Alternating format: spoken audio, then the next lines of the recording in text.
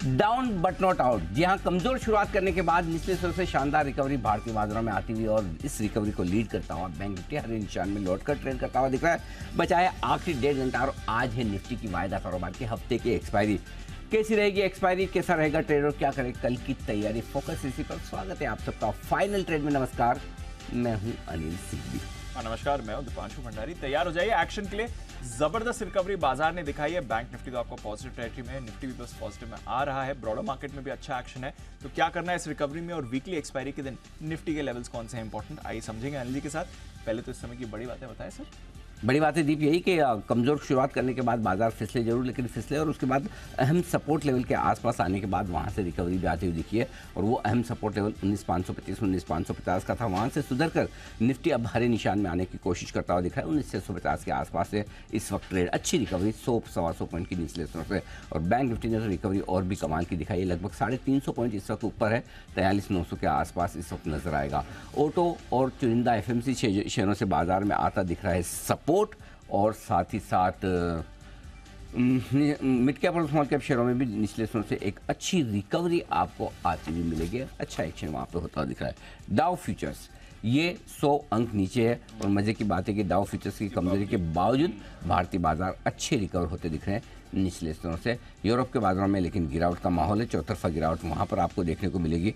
आप देख सकते हैं फुटसी 1% नीचे है, कैक 1% नीचे और डैक्स 0.1% नीचे है। यानी कि यूरोप के बाजार कमजोर, लेकिन भारतीय बाजारों में मूड माहौल पॉजिटिव साइड पर बनता हुआ दिख रहा है कमजोर शुरुआत के बाद। एब्सोल्युटली, तो भारतीय बाजारों में तो अच्छा मूड माहौल बना हुआ है। और सर मुझे याद है सुबह बात भी हो रही थी, निफ्टी की भी हमने बात करी थी। आपने कहा था डरना नहीं है, निचले स्तरों पर आपको मौका ढूंढना है। बैंक निफ्टी के लिए तो आपने कहा था 106 दिनों से अगर ये 43,600 याद हो गया 106 दिन। वाह, very nice, I am impressed. मजा आ गया बिल्कुल। वहां से हम नहीं लेंगे तो कब लेंगे, तब नहीं लेंगे तो कब। इसलिए मैंने कहा कुछ भी हो जाए एक बार तो वहां पर लेगा। इतना बड़ा लेवल आसानी से मार्केट तोड़ेगा नहीं। तो 43,600 के आसपास 43,558 का लो है, वहाँ से 44,000 का लेवल भी आया है, बिल्कुल आया है। तो दीप एकदम परफेक्ट है। जहाँ तक बचे हुए समय का सवाल है, 19,700 के ऊपर निकल कर टिकेंगे, ट्रेड करेंगे तो और बेहतर मजबूती होगी। नहीं तो बचे हुए समय के लिए 19,700 के आसपास रुकावट है। सपोर्ट 19,600 पे लेने की कोशिश करेगा, तो इस 100 पॉइंट की रेंज को निफ्टी ट्रेड करने की कोशिश करेगा। डेटा मैं आपको थोड़ी देर में बताऊँगा, क्योंकि आज वीकली एक्सपायरी के है। अब आप सोच रहे होंगे कि बैंक निफ्टी को आज बढ़ने की वजह क्या है, और इसलिए आज सुबह आपको जहां होगा तो मैं ये कह भी रहा था कि पहले बैंक निफ्टी आज रिकवर करेगा। और उसकी वजह ये कि आज बैंक निफ्टी में वीकली एक्सपायरी कल हो जाने के बाद पोजीशंस हल्की है। तो कल तेजी की पोजीशन काफ़ी कुछ कट चुकी थी। और दूसरा कारण एक और ये जो कहा था कि बैंक निफ्टी अपने सबसे इंपॉर्टेंट सपोर्ट लेवल पर आ रहा है जो 43,600 है। 105 ट्रेडिंग सेशन से उसके ऊपर आप बंद हो रहे हैं और एग्जैक्टली वही हुआ। 43,550 का लो बनाकर 44,000 तक आया। अब मुझे यहाँ से आगे 19,700 का एक ब्रेकआउट चाहिए निफ्टी पर और 44,050 का एक ब्रेकआउट चाहिए बैंक निफ्टी पर। बस ये दो मिले फिर कहना ही क्या, तो फिर और मजबूती बनेगी। बाकी जो लोग इतना परेशान हो रहे थे मिड कैप स्मॉल कैप शेयरों को देखकर, आप देख लीजिए स्मॉल कैप इंडेक्स तो कभी से हरे निशान में आकर आराम से मजबूती के साथ ट्रेड करता हुआ दिख रहा है। कोई समस्या नहीं। मिड कैप इंडेक्स एकदम फ्लैट हो चुका है। सो एक आध दिन की गिरावट से, कुछ शेयरों की 2-5-10% की गिरावट से इसे घबराएं और डरे नहीं। कोई एक दिन में बुलरन शुरू भी नहीं होता और खत्म भी नहीं होता। और इसीलिए स्टॉक स्पेसिफिक, सेक्टर स्पेसिफिक ऊपर नीचे चलता रहेगा, होता रहेगा। कुछ चीज़ें ख़राब है ग्लोबली, हम जानते हैं। डॉलर इंडेक्स ऊपर है, बॉन्ड यील्ड ऊपर है, कच्चा तेल ऊपर है, लेकिन सपोर्ट अगर एफआईएस की खरीदारी का आपको मिल रहा है और ट्रेडिंग रेंज के लोअर एंड पर आप है तो हल्का फुल्का खरीदारी का माहौल भी बनेगा। अब रहा सवाल इस बेहतरीन रिकवरी में, अगर आपके चेहरे पर जो दुख है वो कम हुआ है, मुस्कुराहट आने की कोशिश हो रही, तो फिर मैं आपको ये कहना चाहता हूँ कि ऊपर के लेवल पर प्रॉफिट बुकिंग भी करते चलना है दोनों तरफ। तो आज 19,700-750 की रेंज में आखिरी 1 घंटे में मिलेगा, वहाँ आपको प्रॉफिट बुकिंग करनी है। 44,000 पार करके, 44,050 पार करके अगर 44,200 के आसपास आते हैं वहाँ प्रॉफिट बुकिंग करनी है। तो ऊपर में हल्के भी होते रहिए ताकि नीचे अगर आ जाए, नहीं आए तो कोई बात नहीं, आ जाए तो खरीदने की जगह रहे। लेन देन का बाजार है, कभी आपको पहले लेना है, कभी आपको पहले देना है। आज का दिन पहले लेने का था, 3 दिन से ऊपर पहले देने का था, ले लिया है। अब देने का टाइम आ रहा है, 700-750 की रेंज में देना है। और बैंक निफ्टी में 44,000 पार हो गए तो 44,200 के आसपास देना है। तो बस ऊपर में देते भी रहे, कोई टेंशन नहीं। पहला ओवर हो चुका है अनिल जी, कितनी देर में हम विकेट ले लेंगे? या तो जब चाहे हो तो इनके ऊपर है ना, सिराज और बुमराह पे उन्हें कब लेना है। लेना है मतलब इस समय विकेट लेन देन का बाजार, हाँ बिल्कुल लेन देन पुणे में ना, हमारे पड़ोस में ही चल रहा है बिल्कुल। यहाँ से भी चेयरअप करेंगे तो। हाँ रोहित शर्मा कल ड्राइव करके गए पुणे, हाँ पता चला मुझे, बहुत सारी तस्वीरें बड़ी वायरल हो गई और 3 ट्रैफिक चालान भी उनके। नहीं, लेकिन वो एक्चुअली है ना, वो पता नहीं वाकई में वो कितनी स्पीड से, कोई लोग बोल रहे 200 की स्पीड से चला रहे, आई डोंट नो क्या सही है गलत है, लेकिन यहाँ से अगर आप पुणे जाएं एक्सप्रेस वे पे तो चालान कटने के चांसेस पूरे हैं। क्योंकि उसका रीजन ये कि उसमें स्पीड लिमिट कुछ 80 किलोमीटर की हुई है, और कैमरे ऐसी जगह फिट हैं जो आपको दिखते नहीं, पता नहीं चलते हैं। कटने के बाद जब वो एकदम से लाइट आती ना तो ओहो हो कट गया। और 80 की स्पीड एक्सप्रेस वे पे तो वैसे नहीं है सर, रेस्ट्रिक्शन ठीक है। अगर हमारा वेस्टर्न एक्सप्रेस जो है, एक्सप्रेस जो यहाँ से बोरीवली तक का जो है बांद्रा से वेस्टर्न एक्सप्रेस हाईवे पूरा यही नाम है ना। हाँ, अगर वहाँ की स्पीड लिमिट 20 की है तो पुणे एक्सप्रेस वे की 80 की लिमिट ठीक ही है। ठीक है यहाँ तो 20 से पार ही नहीं कर पाते आप, चाहे तो अगर आप लकी हो तो। हाँ, ये वाली हाल है सर। चलो बढ़िया है, ठीक है। इम्पोर्टेंट ये है कि मैच जीतना है। बिल्कुल सर, बिल्कुल। मैच शुरू हो चुका है, पहला ओवर, पहली बाउंड्री भी एक्चुअली यहाँ पर लग चुकी है। आइए बात करते हैं खबरों की और इवेंट्स की, कुशल और अरमान के साथ। कुशल, गुड आफ्टरनून, बताएं इवेंट्स इंपॉर्टेंट कौन से हैं? Good afternoon Deepa. इवेंट्स में नंबर हेवी डे चल रहा है ऑलरेडी, और निफ्टी में अभी भी HUL, ITC और अल्ट्राटेक सीमेंट, इनके नंबर्स आने बाकी हैं। साथ ही एफिनो स्पेस से हैवेल्स, एम्फेसिस, वोल्टास, टाटा कम्युनिकेशन और UBL के भी नंबर्स आएंगे। हुडको यहाँ पर रिटेल निवेशकों के लिए जो OFS है वो आज बंद हो जाएगा। साथ ही US के लिहाज से फेड चेयरमैन जेरोम पावेल साहब इकोनॉमिक क्लब ऑफ न्यूयॉर्क में हिस्सा लेते हुए दिखेंगे। साथ ही कल के दिन में निफ्टी से JSW स्टील अपने नंबर्स पेश करेंगे। एफिनो स्पेस से Atul limited, L&T finance holdings और लॉरस लैब के भी नतीजे आएंगे। J&K बैंक यहाँ पर बोर्ड बैठक में नतीजों के साथ साथ Tier 1 कैपिटल को बढ़ाने के लिए भी कंपनी बोर्ड बैठक करेगी। साथ ही सुवेन फार्मा ओपन ऑफर इनका खुलता हुआ दिखेगा, 3 नवंबर तक ये ओपन ऑफर खुला रहेगा। Zaggle prepaid ocean 50% anchor lock in इनका खत्म हो जाएगा। वेलिएंट लैब ये ट्रेड फॉर ट्रेड सेगमेंट से रोलिंग सेगमेंट में भी कल से आ जाएगा। IRM एनर्जी, इसका IPO बंद होता हुआ दिखेगा। 18 तारीख को इसका IPO खुला था। कुल मिलाकर 545 करोड़ रुपए का ये इशू साइज था। एक्स डेट है HCL टेक और डालमिया भारत की, जो अंतरिम डिविडेंड का इन्होंने ऐलान किया था। साथ ही RBI की मॉनेटरी पॉलिसी बैठक की जो मिनट्स हैं वो भी कल जारी हो जाएंगे। जहां तक शनिवार का सवाल है, निफ्टी से ICICI बैंक और कोटक महिंद्रा बैंक के 2 दिग्गज प्राइवेट सेक्टर बैंक के नंबर्स आएंगे, और बालकृष्ण इंडस्ट्रीज, RBL बैंक के भी नंबर्स पर रखिए नजर। और भारत बनाम न्यूजीलैंड ये मैच होने वाला है शनिवार को। ओके, तो चलिए ये है एक्शन। भारत बनाम बांग्लादेश चल रहा है और शनिवार को न्यूजीलैंड के खिलाफ हम खेलेंगे। आइए अरमान से जानते हैं आज की खबरें भी और साथ ही जो नतीजे आ चुके हैं। अरमान, पहले तो नतीजों के बारे में बताइए। कई सारे नतीजे आते हुए दिखे हैं, जिसमें सबसे पहले अगर आप बात करें नेस्ले की, यहाँ पर मुनाफा 36% बढ़कर आया है। आय में 9.5% की आपको बढ़त दिखेगी। मार्जिन जो है वो 21.8% से बढ़कर 24%, 24.3% पर आते हुए दिखे हैं, और पहली बार कंपनी की आय जो है किसी भी तिमाही में 5,000 करोड़ के पार जाती हुई दिखी है। PVR आइनॉक्स यहाँ पर घाटे से मुनाफे में आई है कंपनी। क्यों अगर आप देखें तो मुनाफा जो है 166 करोड़ का आता हुआ दिखा है, जहाँ कि अगर आप देखें उसके मुकाबले जो 82 करोड़ का घाटा था उसके मुकाबले यहाँ पर 166 करोड़ का मुनाफा आता हुआ दिखा है। आय में भी लगभग 53% के आसपास की बढ़ोतरी है, और मार्जिन्स भी अच्छे खासे बढ़ के आए हैं, 27% से बढ़कर लगभग 35% पर आते हुए दिखे हैं। साउथ इंडियन बैंक मुनाफा यहाँ पर लगभग 23% बढ़ा है। NII की बात करें वो लगभग 14.5% बढ़कर आई है, और अगर आप ग्रॉस NPA देखेंगे तो वो 5.1% से घटकर लगभग 4.96% पर आते हुए दिखे हैं। इंडोको रेमेडीज मुनाफा लगभग 30% के आसपास गिरकर आता हुआ दिखा है। आय बढ़ी है लगभग 11%, और इसी के चलते आपको दिख रहा है मार्जिन्स जो है वहां पर कटौती आती हुई दिखी है। 20.3% से गिरकर मार्जिन्स जो है 14.9% पर आते हुए दिखे हैं। और अंत में असीलिया सॉल्यूशन, यहाँ पर आय देखें लगभग 4% के आसपास बढ़कर आई है। मुनाफा की अगर आप बात करें तो लगभग 32 करोड़ का मुनाफा था, इस बार 31.5 करोड़ के आसपास आता हुआ दिखा है, और मार्जिन्स में भी थोड़ी सी गिरावट है, 33.2% से गिरकर 32% पर आते हुए दिखे। ओके, ये हैं आपके लिए सारे के सारे नंबर्स। अरमान, खबरें कौन सी हैं? जी, खबरों में डिक्सन टेक्नोलॉजी PG प्लस, यहाँ पर आपको ध्यान रखना है क्योंकि गवर्नमेंट का नोटिफिकेशन आता हुआ दिखा है, जिसमें laptop, all in one computer और सर्वर समेत अन्य उत्पादों के इंपोर्ट पर पॉलिसी में बदलाव का जो है नोटिफिकेशन जारी होता हुआ दिखा है, जिसमें IT हार्डवेयर इंपोर्ट पॉलिसी में बदलाव पर जो ये जारी हुआ है। चुनिंदा IT हार्डवेयर इंपोर्ट के लिए ऑथराइजेशन जो है यहाँ पर लेने का आवेदन देना होगा। शक्ति पंप्स, यहाँ पर इनको महाराष्ट्र स्टेट इलेक्ट्रिसिटी डिस्ट्रीब्यूशन से LOE जो कि लेटर ऑफ एम्पेनलमेंट है वो मिला है। ग्रेन्यूल्स इंडिया US FDA से दवा की अर्जी को मंजूरी मिलती हुई दिखी है। सोनाटा सॉफ्टवेयर कंपनी ने ग्लोबल क्लाउड एक्सचेंज है उनके साथ करार किया है और ये बिजनेस ट्रांसफॉर्मेशन के लिए करार किया है। और बात करें कि गूगल पिक्सल 8 की जो भारत में अब जो है मैन्युफैक्चरिंग होगी, 2024 से उपलब्ध होगा भारत में जो बनाया हुआ गूगल पिक्सल 8। और कुछ ब्लॉक डील्स हैं जिसमें हुड को लगभग 17 lakh shares, IndusInd bank 9 lakh, NBCC 14 lakh और विप्रो 15 लाख शेयरों के कई सौदे होते हुए दिखे। ओके, तो ये है आपके लिए पूरा का पूरा एक्शन आज खबरों के दम पर होता हो बाजार में। आइए बढ़ते आगे, एक्सपर्ट्स का दमदार पैनल हमारे साथ है, तैयार देख लेते हैं कौन कौन आ चुका है, दर्शन कर लिए जाएं। ओके, कुणाल जी तैयार है, बंसल जी सेट होते हुए दिख रहे हैं, वागले साहब ऑलवेज सेट शो के पहले क्योंकि उनकी कॉल्स भी आई जाती है, और सुमित जी भी है तैयार। जैन साहब, oh my God, mustard yellow एकदम। जैन साहब सुबह भी इसी सूट में थे या मेरी नज़र अभी पड़ी?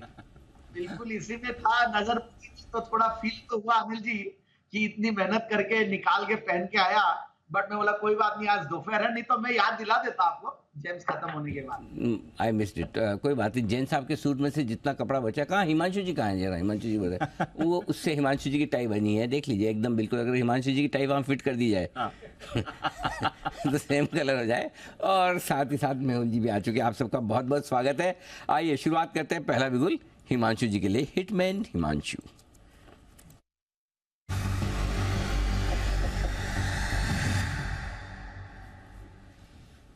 हिमांशु जी बताएं सर।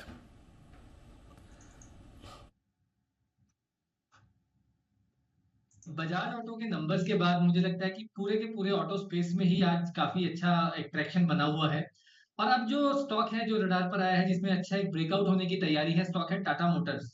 अनिल जी, टाटा मोटर्स ने 2 दिन पहले लास्ट फ्राइडे को एक अच्छा मूव दिया था, उसके बाद स्टॉक ने 2 दिन का कंसोलिडेशन दिया और आज वापस से एक 670 के आसपास है स्टॉक और यहाँ पर एक ब्रेकआउट की तैयारी है।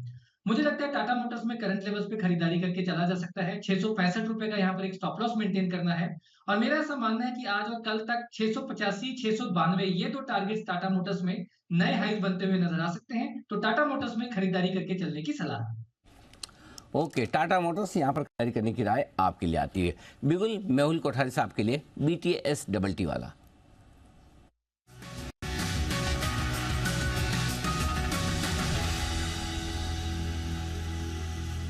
माफ कीजिएगा, ऑप्शन स्ट्रेटेजी आ रही है मेहुल जी की तरफ से, बताएं सर। गुड आफ्टरनून अनिल जी, गुड आफ्टरनून दीपांशु जी। अनिल जी देखिए, कल सेंसेक्स की एक्सपायरी है, तो मैं समझता हूं कि आज जो ब्रेकडाउन आया है अनिल जी, जैसा आपने कहा बैंक निफ्टी में बहुत ही परफेक्ट था कि काफी लोग लॉन्ग्स में आज शायद निकल गए हो गए वो ब्रेकडाउन में, और काफी शॉर्ट्स शायद से ट्रैप हो सकते हैं, तो यहाँ पर मार्केट में एक बाउंस आ सकता है। तो कल जो 66,000 का कॉल ऑप्शन है कल की सेंसेक्स की एक्सपायरी का, वो मैं आज के लिए बाय देना चाहूंगा। 80 रुपए के आसपास अनिल जी ट्रेड कर रहा है। 30 रुपए का इसमें स्टॉप लॉस रखना है और 160 का पहला टारगेट रहेगा, दूसरा टारगेट 200 रुपए का रहेगा। इसी के साथ साथ अनिल जी मैं कहना चाहता हूं कि सेंसेक्स का जिस हिसाब से सक्सेस रहा है, वैसा ही इन्होंने बैंकेक्स निकाला। अनिल जी बहुत ही बढ़िया प्रोडक्ट है, मुझे लगता है आने वाले दिनों में बैंक निफ्टी से कंपेयर होने लग जाएगा और उसी तरह का ट्रैक्शन भी बैंकेक्स में आने लग जाएगा। तो आप जरूर इस पर ध्यान दीजिए। आने वाले कुछ शायद 2-3 हफ्ते में मुझे लगता है बहुत अच्छा ट्रैक्शन बैंकेक्स में भी आएगा और हम शायद इस पे कॉल्स भी देने लग जाएंगे। सेंसेक्स पर यहाँ पर खरीदारी करने की राय है। सेंसेक्स के फ्यूचर्स में मेहुल जी की तरफ से 65,800 के आसपास से ट्रेड करता हुआ दिखा है। ऑप्शन के जरिए आप ट्रेड कर सकते हैं और ऑप्शन खरीदना है आपको 66,000 की कॉल ऑप्शन ये खरीदनी है। मिलेगी कितने में आपको? 80 रुपये में। ओके, और 30 रुपये का लगाएं स्टॉप लॉस और इसकी 160 और 200। ये कल की एक्सपायरी वाला है ना, कल वीकली एक्सपायरी सेंसेक्स से कल ही रखिए ना। जी हाँ जी, फ्राइडे की एक्सपायरी है यानी कल की। रोज एक एक की होती है तो फिर याद ही नहीं रहता आज किसका नंबर है। तो आज तो निफ्टी का है, कल सेंसेक्स का है, तो पता चलेगा आपको। आइए इस बीच कुणाल जी राकेश जी तैयार है, चार्ट कॉर्नर।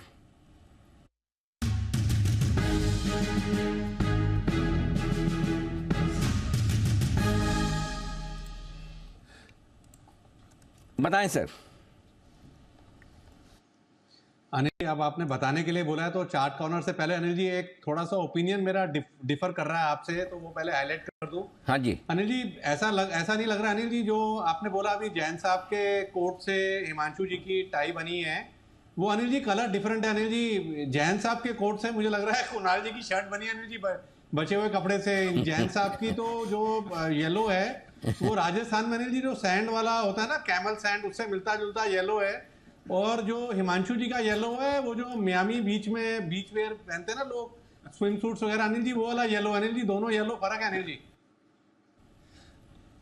मतलब हमें तो लगा था कि आपकी जनरल नॉलेज कनॉट प्लेस और ऑडियंस सिनेमा तक सीमित है, आप मियामी तक पहुंच गए। ये कब हुआ ये तो पता ही नहीं चला। लेकिन एक चीज़ है, कुछ भी हो, US trip पे नहीं, गए थे। बंसल जी की एक बात माननी पड़ेगी। बंसल जी की बातों में एक कंसिस्टेंसी बहुत है। क्या? कभी भी आप ये देखिए गौर से कि कुणाल जी की खिंचाई करने का कोई भी मौका कभी छोड़ते नहीं है। कंसिस्टेंटली लगातार, मतलब कुणाल जी को अगर कहीं नीचा दिखाने का मौका मिला तो वो करते ही हैं। बहुत बढ़िया बंसल जी। और रहा सवाल जैन साहब की टाई और उसके कलर में जो फ़र्क है, वो फ़र्क इतने, जैन साहब साल में 1-2 बार ही सूट निकालते हैं, ये टाई बार बार पहनते धोते हैं तो इसलिए कलर उसका थोड़ा फेड हो गया। बाकी ये सेम वही कपड़ा है। तो हिमांशु जी का कलर थोड़ा फेड हो चुका है। जी बंसल जी, अब बताएं आपका स्टॉक कौन से राष्ट्र का है? अनिल जी इंडिया का है, स्टॉक है मैक्स फाइनेंशियल सर्विसेज, MFSL। बेहतरीन टेक्निकल स्ट्रक्चर है, पिछले 2 दिनों के हाईस के ऊपर निकला है। टेक्निकली एक positive crossover both on leading and lagging indicators देखने को मिल रहा है। ओवर टू कुणाल जी। अनिल जी देखिए, ओवर तो इन्होंने कर दिया अनिल जी, लेकिन एक बात आपने बिल्कुल सही कही अनिल जी, मुझे मेरी खिंचाई करने का मौका नहीं छोड़ते हैं अनिल जी। इनको ट्रोलर इन चीफ बनाना चाहिए अनिल जी इस पैनल का।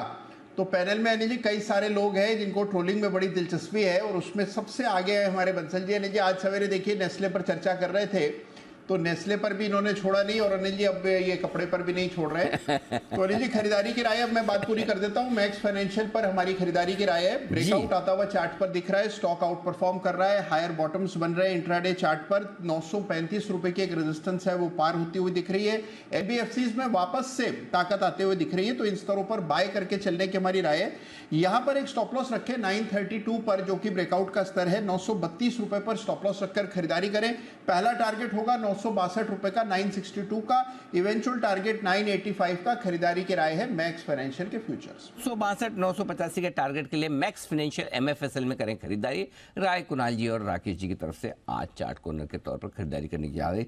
बात निकली है येलो कलर की, तो येलो कलर आज नवरात्रि का 5वां दिन है और येलो कलर का दिन है। तो दीप, आज मैंने एक बहुत इंटरेस्टिंग ट्वीट डाला था सुबह, वो ट्वीट है ना इसको लेकर, क्योंकि येलो रंग, पीला रंग शुभ काम के लिए माना जाता है। वो कहते हैं शादी वादी में तो हल्दी की जाए, हर जगह पीले कलर से शुरुआत होती है करके।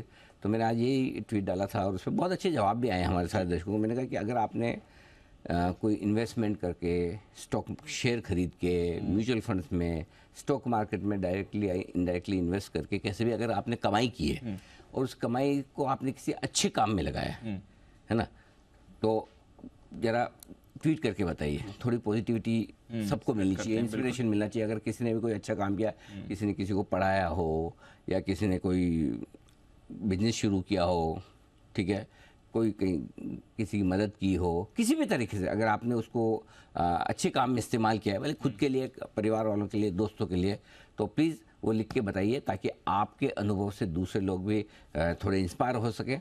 और किस स्टॉक ने या किसी फंड की वजह से आपने बनाया या ओवरऑल मार्केट की वजह से बनाया, वो बताना चाहे तो वो भी बताएं। लेकिन ज़्यादा इम्पोर्टेंट ये है कि आपने क्या अच्छा काम किया है स्टॉक मार्केट से पैसा कमाकर, ये इम्पोर्टेंट है, या इन्वेस्टमेंट करके पैसा कमाकर। तो ये प्लीज़ अपने जवाब हमें लिख भेजिए तुरंत तुरंत तुरंत। बहुत बढ़िया थॉट है, हाँ करना चाहिए, बिल्कुल भेजिए। बस आने दीजिए, और जब तक आए जवाब तक तो हेवल्स के नतीजों का अनुमान है तैयार। नूपुर हमारे साथ इस वक्त, बताएं नूपुर। बिल्कुल सर, अपोलो कैब के बाद यहाँ पर भी उम्मीद ये है कि हैवेल्स का जो केबल एंड वायर्स का बिजनेस होगा वो अच्छा आते हुए नजर आएगा। उम्मीद यही लेकर चल रहे हैं, और जो अनुमान है वो मैं आपको बता देती हूँ। Q2 में जो आय है वो करीबन 14% से इस बार बढ़कर आ सकती है। 36% की ग्रोथ हम कामकाजी लेवल पर लेकर चल रहे हैं। मार्जिन एक्सपेंशन की उम्मीद है, 8% के मार्जिन 9% तक बढ़कर जा सकते हैं। और मुनाफा भी देखें तो 42% की ग्रोथ यहाँ पर भी आती हुई नजर आएगी। स्विच केबल्स एंड वायर्स में करीबन 17% की ग्रोथ का अनुमान है, और स्विच गेयर में की भी बात करें तो 9% की मजबूत ग्रोथ यहाँ पर भी आती हुई दिखेगी। लॉयड्स की जो आय है, जो कंपनी का एसी सेगमेंट है, उसमें 20% की ग्रोथ आने की उम्मीद है। यहाँ पे मार्केट शेयर में जो बढ़त हुई है उसके चलते भी यहाँ पे कंपनी को फ़ायदा मिलेगा। एड स्पेंड्स में बढ़त से इस बार हो सकता है कि थोड़ा सा जो है मार्जिन्स में असर दिखे, लेकिन उसे ऑफसेट करने के लिए रॉ मटेरियल के जो दाम गिरे उसका भी बेनिफिट कंपनी को मिलेगा। तो स्विच केबल एंड वायर में 17% की ग्रोथ लेके चल रहे, लॉयड्स की आय में 20% की और 200 बेसिस पॉइंट से मार्जिन एक्सपेंशन की उम्मीद है। ओके, तो मार्जिन एक्सपेंशन होने वाला है और इसलिए स्टॉक में भी आप थोड़ा आज पॉजिटिव एक्शन देख रहे हैं, अपनी गेंस होल्ड कर रहा है।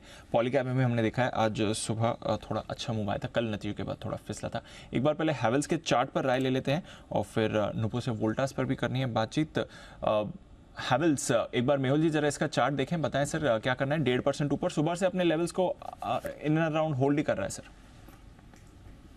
देखिए दीपांशु जी, हेवल्स की बात करें तो एक अच्छा खासा ब्रेकआउट आया था सितंबर मंथ में, आज उसको रीटेस्ट किया है। 1350 के आसपास का वो ब्रेकआउट था। अब यहाँ पर एक वेट एंड वॉच बनता है, बिकॉज कल का जो सेशन था उसमें अच्छी खासी हमने बिकवाली देखी थी और आज थोड़ा सा पुल बैक आया। तो कल का जब हाई निकलता है जो कि 1384 का है, ओपन हाई सेम है वहां पर, आज का हाई भी तकरीबन 1380 के पास का है। तो ये हाई बहुत ही इंपॉर्टेंट रहेगा दीपांशु जी।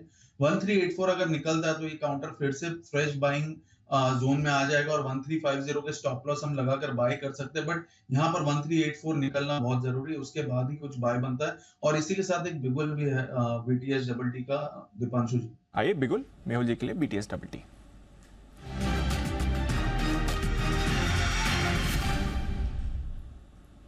बताएं सर। दीपांशु जी, काउंटर ध्यान में आया बाय के लिए, तकरीबन 4-5 महीने से कंसोलिडेट कर रहा है, that is Aditya Birla fashion and retail. यहाँ पर वो पहली बार ब्रेकआउट आया है 3 या 4 महीने के कंसोलिडेशन के बाद। 200 दिन के मूविंग एवरेज के ऊपर सस्टेन कर रहा है, 235 के आसपास ट्रेड कर रहा है। 225 के स्टॉप लॉस से इसको बाय करना है 255 के टारगेट के लिए।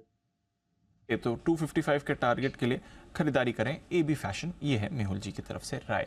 आइए बात कर लें वोल्टास की भी। और नुपुर बताइए वोल्टास के नंबर्स कैसे। अच्छा, इससे पहले मैं आपके पास वोल्टास के लिए आऊँ, अल्ट्राटेक के नंबर्स आ रहे हैं तो पहले इसको ही हाईलाइट कर देते हैं। आय 16,012 करोड़ की आई है, 15,560 करोड़ का हमारा अनुमान था। तो फर्स्ट कट आय का आंकड़ा आपके लिए अनुमान से बेहतर आते हुए दिखा है। 13,890 करोड़ से बढ़कर 16,012 करोड़ की आपकी आय दिखी है। तो अच्छी ग्रोथ दिखी है आय में और अनुमान से बेहतर भी रही है। मुनाफा ये थोड़ा अनुमान से कम आते हुए दिखा है, 1280 करोड़ का मुनाफा आपको आते हुए दिखा है। हमारा अनुमान था 1330 करोड़ का मुनाफा आते हुए दिखेगा। नंदलेस 760 करोड़ से बढ़कर 1280 करोड़ का मुनाफा आया है, बट अनुमान से ये करीब 50 करोड़ कम आंकड़ा आपको आते हुए दिखा है। तो रेवेन्यू बेटर देन एस्टिमेट्स और मुनाफा थोड़ा अनुमान से कम रहा है। ऑपरेशनल परफॉर्मेंस देखनी पड़ेगी क्योंकि हम मार्जिन एक्सपेंशन की उम्मीद लगा रहे हैं, एबिटा में 36% ग्रोथ की उम्मीद लगा रहे हैं, मार्जिन 13.5% से बढ़कर 16.5% आने चाहिए, ऐसा हमारा अनुमान है। तो देखना पड़ेगा ऑपरेशनली कंपनी की परफॉर्मेंस कैसी रही है। फिलहाल रेवेन्यू और प्रॉफिट देखें तो थोड़ा मिला जुला प्रदर्शन है। स्टॉक हालांकि आपके लिए होल्ड आउट कर रहा है। वॉल्यूम ग्रोथ, अच्छी वॉल्यूम ग्रोथ होनी चाहिए, ऐसा हम अनुमान लगाकर चल रहे हैं। बट देखते हैं ओवरऑल किस तरह की ऑपरेशनल परफॉर्मेंस है। बाकी डिटेल्स हैं, तब तक कुणाल जी एक बार चार्ट्स तो देख ही लीजिए। अल्ट्राटेक फ्लैट है इस समय, स्टेडी है, अपनी हल्की गेंस होल्ड कर रहा है। देखिए दीपांशु, बहुत ही नैरो रेंज में स्टॉक ट्रेड कर रहा है। हालांकि नीचे के लेवल्स पर एक बड़ा सपोर्ट है और वो 8100 के आसपास है। मुझे लगता है कि वो लेवल एस्टेब्लिश हो चुका है, लेकिन पिछले कुछ दिनों में हम देख रहे हैं कि बहुत ही सीमित दायरे का, लगभग 100 रुपए की रेंज में ही स्टॉक ने वक्त बिताया है। तो एक बार ये 8450 के लेवल्स को पार करके एक ब्रेकआउट दे, तब इसमें खरीदारी की बात करेंगे। तब इसमें एक पैटर्न भी बन जाएगा जिसको inverse head and shoulder pattern कहते हैं। ये इंट्राडे चार्ट पर बनता दिख रहा है। तो 8450 के ऊपर मेरी खरीदारी की राय होगी। फिलहाल वेट एंड वॉच करें। ओके, तो ये है आपके लिए अल्ट्राटेक, जहां पर आपको एक्शन दिख रहा है। हमारा जो एबिटा का आंकड़ा था वो तो बैंग इन लाइन एस्टिमेट्स है, 2551 करोड़ का आपके लिए एबिटा आते हुए दिख रहा है। हमने अनुमान लगाया था 2547 करोड़ का। मार्जिन भी ऑलमोस्ट इन लाइन ही है, 16.4% के मार्जिन का हमने अनुमान लगाया था, उसके सामने 15.9% के आए। तो थोड़े मिले जुले से हैं नंबर्स, ज्यादातर अनुमान मुताबिक हैं। थोड़ा अनुमान से सुस्त आपको मुनाफा और हल्का सा अनुमान से सुस्त मार्जिन दिखा है, पर ठीक नंबर्स आए हैं अल्ट्राटेक की तरफ से। आगे देखते हैं वॉल्यूम ग्रोथ पर कंपनी का क्या कहना है, रियलाइजेशंस इनकी कैसे निकल कर आई हैं और आगे की ग्रोथ कमेंट्री पर क्या कुछ निकल कर आता है।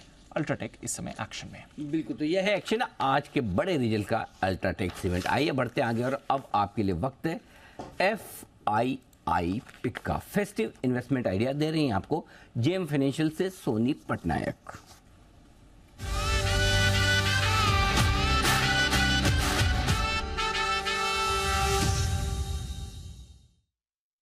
मेरा फेस्टिव इन्वेस्टमेंट पिक है गेल में हमने काफी अच्छा मंथली चार्ट्स पे ब्रेकआउट देखा है। इसमें डेरिवेटिव पैटर्न में भी अगर हम देखेंगे तो काफी स्ट्रॉन्ग डिलीवरी वॉल्यूम्स हो रहे हैं एंड लॉन्ग बिल्ट पोजीशंस भी काफी स्ट्रॉन्ग है। एक बहुत ही लंबे समय कंसोलिडेशन के बाद उसने ब्रेकआउट दिया है 130 के ऊपर। सो गेल आप अक्यूमुलेट कर सकते हैं 120 और 125 एक रेंज में, और इसका जो लक्ष्य रहेगा वो 170 का है। सो काफी स्ट्रॉन्ग रहेगा एंड फेस्टिवल इन्वेस्टमेंट पिक सबसे बेस्ट लग रहा है गेल में। ओके, तो ये है आपके लिए गेल खरीदारी करने की राय नवरात्रि स्पेशल में सोनी पटनायक की तरफ से। आइए बढ़ते हैं आगे और इस वक्त थोड़ी सी रिकवरी के मूड में बाजार आते हुए दिखे जिन्होंने एक बार 44,000 पार करने के बाद फिर से थोड़ी सी प्रॉफिट बुकिंग आती दिखी। 44,050 आने के बाद तेजी से एक बार 200 पॉइंट बैंक निफ्टी नीचे भी आया है ऊपरी स्तर से, और निफ्टी भी 1981 से 40 पॉइंट नीचे आया। तो थोड़ी सी उतार चढ़ाव आखिरी घंटे में जब हम पहुंच रहे हैं थोड़ी होती हुई दिख रही है। सेठी साहब भी हमसे करेंगे मुलाकात, तब तक आइए वोल्टास के नतीजों पर कर लेते हैं फोकस। आज ही आने वाले हैं रिजल्ट्स, बताएंगे हमें नूपुर कैसे रहेंगे रिजल्ट्स। नूपुर बताएं। अच्छे रह सकते हैं सर नतीजे, क्योंकि कंपनी क्या है 19% से इस क्वार्टर में बढ़कर आने की उम्मीद है। 2108 करोड़ का अनुमान लेके चल रहे हैं। कामकाजी लेवल पे 22% की ग्रोथ का अनुमान है। मार्जिन देखेंगे तो एकदम यहाँ पे भी आपको 10 बेसिस पॉइंट का इंप्रूवमेंट दिखेगा। 5.7% से बढ़ के 5.8% के आसपास आ सकते हैं। और मुनाफा भी देखें तो यहाँ पर भी आपको जो पिछले साल एक्सेप्शनल लॉस था उसके सामने आपको मुनाफा आता दिखेगा 154 करोड़ के आसपास का। ऑफ सीजन के बाद भी अच्छी ग्रोथ की उम्मीद है। एसी के जो वॉल्यूम से वहाँ पे 12 से 15% की ग्रोथ लेके चल रहे हैं। वापस से एसी का मार्केट शेयर कंपनी ने गेन करना शुरू किया, तो ये बड़ी पॉजिटिव न्यूज़ है कंपनी के लिए, और इससे भी ग्रोथ को एक बेनिफिट मिलता हुआ दिखेगा। जो कंपनी का दूसरा सेगमेंट है EMPS सेगमेंट, उसमें भी 22% की ग्रोथ इस क्वार्टर में लेके चल रहे हैं। इसके अलावा अगर आप देखें तो बेकॉक में जो लॉसेस अभी कंपनी कर रही है वो भी कम होते हुए दिखेंगे। तो इसकी कमेंट्री इंपॉर्टेंट रहेगी, स्पेशली मार्केट शेयर, क्योंकि लगातार कुछ क्वार्टर्स में देखा है कि वोल्टास का मार्केट शेयर कम हुआ है। हैवेल्स का जो लॉयड बिजनेस है वो मार्केट शेयर गेन कर रहा है। तो यहाँ पे इम्प्रूवमेंट अगर आता है तो बड़ा पॉजिटिव वोल्टास के लिए रहेगा। ओके, तो वोल्टास यहाँ पर भी आपको रखनी है सर। एक बार जरा जैन साहब से भी राय ली जाए। जैन साहब, अभी हैवेल्स के अनुमान की हम बात कर रहे थे, वोल्टास भी रेडार पर है, थोड़ा ओवरलैप भी है दोनों बिजनेसेस में, बट दोनों कंपनीज पर राय नतीजों से पहले सर आपकी।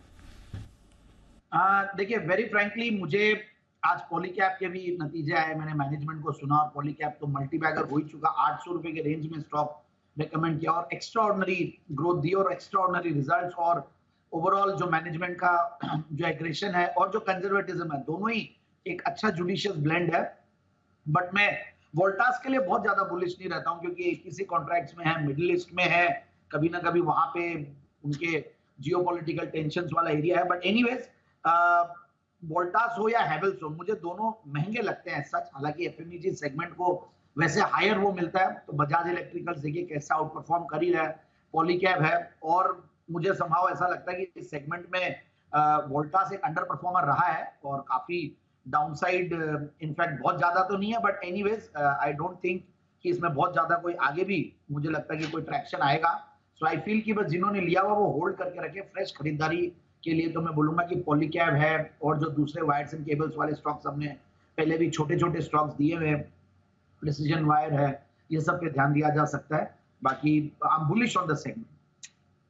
बुलिश है जैन साहब, इस सेगमेंट पर नजर रखते हैं, देखते हैं कैसी परफॉर्मेंस आती है। वोल्टास इसके और हैवेल्स दोनों के नतीजों का है इंतजार। अल्ट्राटेक के नतीजे आ चुके हैं, बट 2:30 बज चुके हैं और आ चुके हैं हमारे साथ सिटी साहब भी। करते हैं उनका स्वागत। सदाबहार सिटी साहब की शॉर्ट टर्म पिक्स।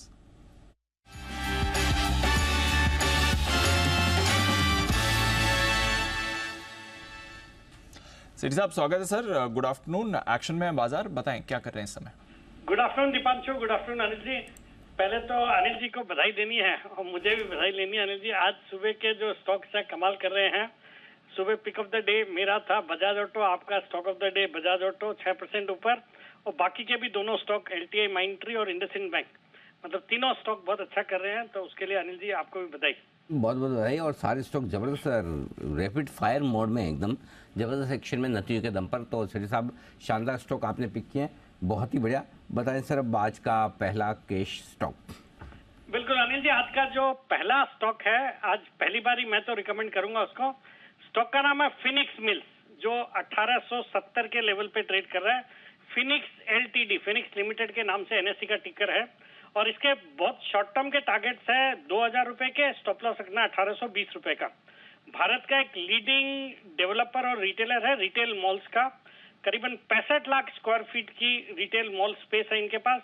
मतलब 8 सिटीज में 10 बड़े बड़े मॉल्स हैं जिनको ये ऑपरेट करती है, और बहुत ही एग्रेसिवली एक्सपैंड कर रही है। पिछले 2 क्वार्टर यानी जून क्वार्टर और मार्च क्वार्टर में देखेंगे तो फिनिक्स सिटाडेल एक इंदौर में लॉन्च किया है, फिर फिनिक्स पैलेडियम अहमदाबाद में एक मॉल इन्होंने लॉन्च किया, और एक हाल ही में mall of the millennium Pune में एक का सूरत और कोलकाता में भी कर रही है। बाकी ये एक सेगमेंट है, इसके अलावा रेसिडेंशियल और कमर्शियल प्रॉपर्टी जो कि आजकल का हॉट सेगमेंट है, हम रियल एस्टेट में अच्छी डिमांड देख रहे हैं, वहां पे भी बहुत बड़ा एक्सपोजर है। मुंबई, पुणे, बेंगलुरु, चेन्नई, इन चारों सिटीज में इनके काम प्रोजेक्ट चल रहे हैं। फिर हॉस्पिटलिटी सेगमेंट भी बड़ा सेगमेंट है इनका। 2 होटल्स है, एक तो सेंट रेजिस मुंबई जो मुंबई का एक पॉपुलर होटल है, 5 स्टार होटल, और दूसरा कोर्टयार्ड मैरियट आगरा में। ये दोनों होटल्स भी रन करती है कंपनी, और बहुत ही जबरदस्त ऑक्यूपेंसी लेवल्स है, टैरिफ भी अच्छे हैं। मुंबई के सेंट रेजिस की इनकी लास्ट क्वार्टर में टैरिफ थी, एवरेज जो रूम रेट है 16,500 रुपए की। तो इस तरह का मोमेंटम चल रहा है होटल सेक्टर में। बाकी आज इस स्टॉक को पिक करने के पीछे भी एक कारण है, इनका एक बहुत बड़ा मॉल कल बेंगलोर में ग्रैंड ओपनिंग होने जा रही है, फिनिक्स मॉल ऑफ एशिया, जो कि बेंगलोर का सबसे बड़ा मॉल है और one of the largest malls in India. और 13 एकड़ में फैला हुआ ये मॉल है, जितने लीडिंग इंटरनेशनल कई सारे लग्जरी ब्रांड्स इसमें रहेंगे, और ज़ारा होम का जो पहला स्टोर है वो भी इस मॉल में खुल रहा है, और इसकी कल ग्रैंड ओपनिंग होने वाली है। मुझे लगता है उसका एक इमीडिएट इम्पैक्ट आना चाहिए स्टॉक में अच्छा। बाकी सॉलिड फंडामेंटल्स है, operating profit margin are close to 53%, return ratios अच्छे हैं, रिटर्न ऑन इक्विटी 16%, और FIS भी इस पे अच्छे खासे बुलिश लगते हैं। 40% हिस्सेदारी है, जिसमें सभी नामी गिरामी नाम है, Nomura, Abu Dhabi investment authority, DSP, ABSL, Invesco वगैरह। तो इस स्टॉक में खरीदारी करने की सलाह for a target of 2000, stop loss of 1820। Okay, तो फिनिक्स मिल्स है वो पहला स्टॉक जहां पर 2000 रुपए के टारगेट के लिए करनी है आपको खरीदारी। ये राइट सेठी साहब की तरफ से। सेठी साहब बताएं सर दूसरा स्टॉक। दूसरा स्टॉक है अनिल जी मेरा आज का जुपिटर वैगन्स लिमिटेड, JWL के नाम से ट्रेड होता है। 307 के लेवल्स पे अभी ट्रेड कर रहा है। शॉर्ट टर्म टारगेट है 325 के, स्टॉप लॉस रखना है 300 रुपए का। इस स्टॉक को मैंने पहली बार दिसंबर 2022 में रिकमेंड किया था, और उस समय 85 रुपए के लेवल्स पे रिकमेंड किया था। वहां से एक बहुत बड़ी अच्छी तेजी इस स्टॉक में हुई है, बट यहाँ से भी बहुत अच्छी तेजी लगती है। ये अगर हाइज देखेंगे तो 400, 450 के हाइज से अच्छा खासा स्टॉक करेक्ट हुआ है। एक जबरदस्त कंपनी है, रेलवे सेगमेंट की कंपनी है। पहले इसका नाम सेबको हुआ करता था, CEBBCO। ये कंपनी रेलवे वैगन्स बनाती है। एक जबरदस्त 6000 करोड़ की ऑर्डर बुक है, और हम देख रहे हैं सरकार का टारगेट है 90,000 वैगन्स का ऑर्डर देने का in the next 2 to 3 years, जिसमें काफी अच्छा पोर्शन इनको मिल सकता है। बाकी इस कंपनी ने कई सारी बड़ी कंपनियों के साथ टाई अप किया हुआ है, जैसे एक ब्रेक सिस्टम्स के लिए इन्होंने डैको करके यूरोपियन कंपनी उनके साथ टाई अप किया हुआ है। फिर ब्रेक डिस्क के लिए कोविस नाम की एक कंपनी है जो कि अपने फील्ड में लीडर है, उसके साथ टाई अप किया, और ये दोनों ही टेक्नोलॉजी ड्रिवन कारोबार है, हाई एंट्री बैरियर है, तो उसका एक फायदा होता है। फिर इन्होंने एक अपना इलेक्ट्रिक व्हीकल्स, मतलब इलेक्ट्रिक कमर्शियल व्हीकल और बसेस का सेगमेंट में भी कंपनी उतरी है। एक जेवी किया है ग्रीन पावर मोटर्स, जो कि नैस्डैक लिस्टेड कंपनी है, उनके साथ, और इन्होंने अपना एक व्हीकल लॉन्च भी किया था जो नोएडा में ऑटो एक्सपो हुआ था उसमें। तो अब कमर्शियल लॉन्च इनका जल्दी होने वाला है। फिर एक स्पेन की कंपनी है CAF, जो कि दुनिया की 3rd लार्जेस्ट मेट्रो कोचेस बनाने वाली कंपनी है, उसके साथ भी टाई अप है। इस तरह की कंपनी है। फंडामेंटल्स बहुत ही मजबूत है, बहुत ही दमदार परफॉर्मेंस रहा पिछले साल भर से। जून तिमाही में 63 करोड़ का पैट रिपोर्ट किया, जो पिछले साल 13 करोड़ का पैट था, और कई सारे अच्छे शेयर होल्डर्स इसमें है। शेयर होल्डर्स की लिस्ट देख रहा था तो एक तो टेट्रा वेगोंका नाम की स्लोवेकियन कंपनी है, जिनके साथ इनका वैगन के लिए करार है, वो इसमें अराउंड 20% स्टेक ओन करती है। फिर एक यूएस की एक बहुत ही पुरानी यूनिवर्सिटी है वेंडरबिल्ट यूनिवर्सिटी, वो अराउंड 4% स्टेक ओन करती है। फिर अत्यंत capital, Gothic corporation, Duke endowment, ये सब इसमें हिस्सेदारी ओन करते हैं। बाकी जिस तरह से रेलवे स्टॉक्स में तेजी चल रही है और अब जो करेक्शन के बाद स्टॉक अच्छा लगने लगा, मुझे लगता है करंट लेवल्स पे बिल्कुल खरीदना चाहिए। और कल टीटागढ़ वैगन के नतीजे आए, नतीजे बहुत ही तोड़फोड़ थे और मुझे लगता है उसी तर्ज पे इसके भी नतीजे इस क्वार्टर के रहेंगे, तो खरीदारी करने की सलाह for a target of 325, stop loss of 300। Okay, Jupiter wagons, ये है वो स्टॉक जहां खरीदारी करने की राय 325 का टारगेट के लिए। धन्यवाद सेठी साहब, ये दो बेहतरीन पिक्स हमारे दर्शकों तक पहुंचाने के लिए। और आइए हम पहुंचते हैं वागले साहब के पास। बिगुल का वक्त है वागले का wonder.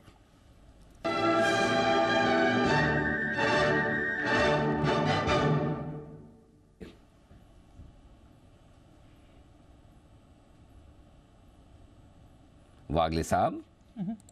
Anil ji, Colgate Palmolive में बाय करके चलना है। 209495 का करंट भाव है। मैं प्रीएम्प्ट कर रहा हूँ कि ये 2100 ब्रेक करेगा, ये मुझे मोमेंटम दिखता है। और अगर 2100 आज ब्रेक करता है तो फिर 2160 तक ये मूव कंटिन्यू होनी चाहिए। ऊपर में 60 रुपए का अपसाइड है। आपका स्टॉप लॉस 20 रुपए नीचे होना चाहिए 2080 का, 207778 का, और 2160 का टारगेट मुझे लगता है कल के दिन में आ सकता है। 2160 के टारगेट के लिए खरीदारी करिए। कोलगेट एफएमसीजी आज फोकस में है भी। एचयूएल और आईटीसी दोनों के नतीजों का है इंतजार। बट 2:30 बजे लेते हैं अनिल जी की मार्केट स्ट्रैटेजी।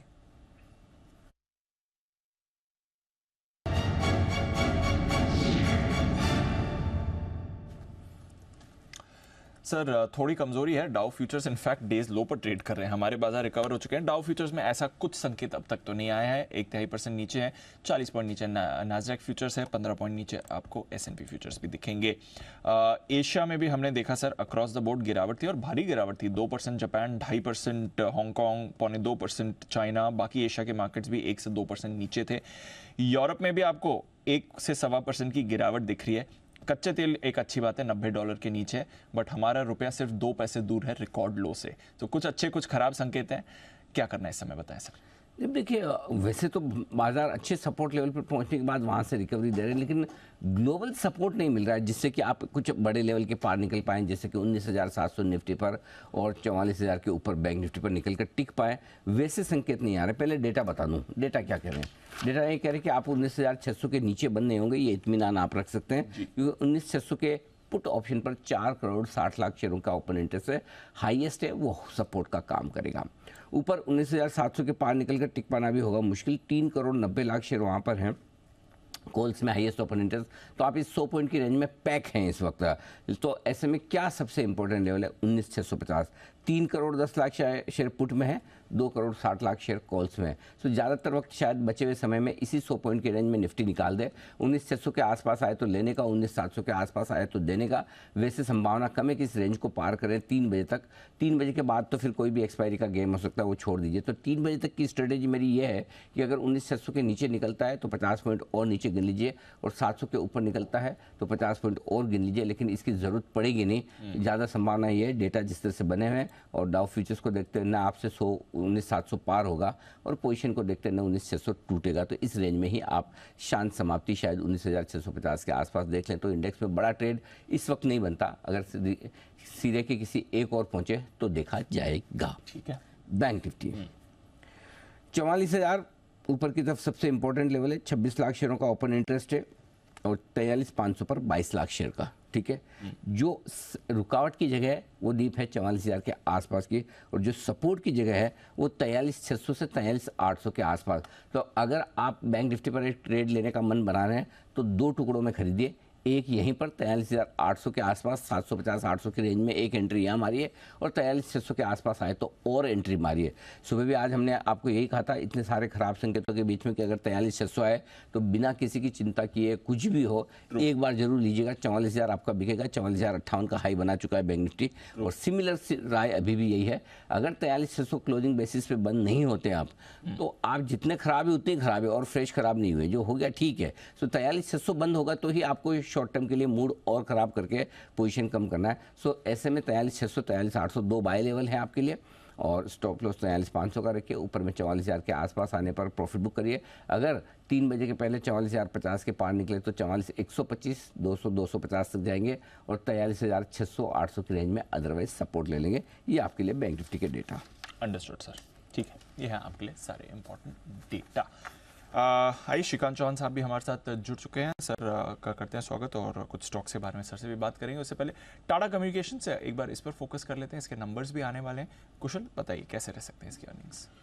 बिल्कुल दीप, आप देखिए रेवेन्यू फ्रंट पर तो अच्छा प्रदर्शन हम देखने की उम्मीद कर चल रहे हैं, क्योंकि क्वार्टर ऑन क्वार्टर बेसिस पर करीबन 1.5% बढ़कर 4,843 करोड़ पर कंपनी की आय रह सकती है, जिसके अंतर्गत जो 90% रेवेन्यू इनका डेटा से आता है वहां पर 2% तिमाही आधार पर हम बढ़ने की उम्मीद लगाकर चल रहे हैं 4,011 करोड़ पर। कंपनी का कामकाजी मुनाफा हालांकि थोड़ा सा दबाव में रह सकता है, ऑलमोस्ट स्टेबल ही आप कहेंगे 1,017 करोड़ पर। साथ ही कंपनी की मार्जिन्स भी 21.5% और 21% है, ये अभी रेंज हम एक्सपेक्ट करके चल रहे हैं। मुनाफे के लिहाज से हायर बेस था 382 करोड़ रुपए का, अभी करीबन 300 करोड़ रुपए का कंपनी अपना जो मुनाफा है वो बुक कर चल सकती है। ग्रोथ आउटलुक ऑफ कोर्स यहाँ पर हमें बड़ा ध्यान देना है, बट अगेन जो लायन शेयर है इनके रेवेन्यू में, डेटा रेवेन्यू, वहाँ पर अच्छी बढ़त हम उम्मीद लगाकर चल रहे हैं क्वार्टर ऑन क्वार्टर बेसिस पर। ओके, ये है आपके लिए टाटा कम्युनिकेशंस। एक बार श्रीकांत जी से जरा चार्ट चेक भी ले लिया जाए। श्रीकांत जी, थोड़ा सुस्त है इस समय, बट अच्छी रैली एक बार इसमें ऑलरेडी बन चुकी है, फिलहाल वैसे रिकवर करने की कोशिश भी कर रहा है। क्या राय देंगे सर चार्ट पर?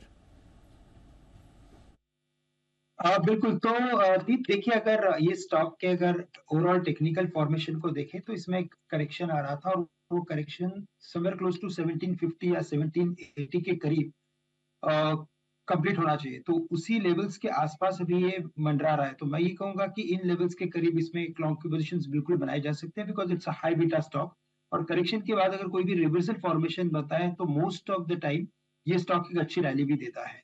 तो करंट लेवल से अगर मुझे इसे लॉन्ग करना है तो स्टॉप लॉस रखना पड़ेगा एट 1750, बट अगर रैली बनती है तो ये कम से कम 1850 से लेकर 1880 के लेवल्स दिखा सकता है। तो ये है आपके लिए राय टाटा कम्युनिकेशन पर आती हुई इस वक्त। आइए, बिगुल की फरमाइश तो आ रही किसकी? सुमित जी की तरफ से आ रही। वेरी गुड, वेरी गुड भी क्या है, पहले ही तो आया क्लोजिंग शो का। Oh sorry, I take my words back. Sumit ji के लिए बिगुल, सुमित के सुपर हिट।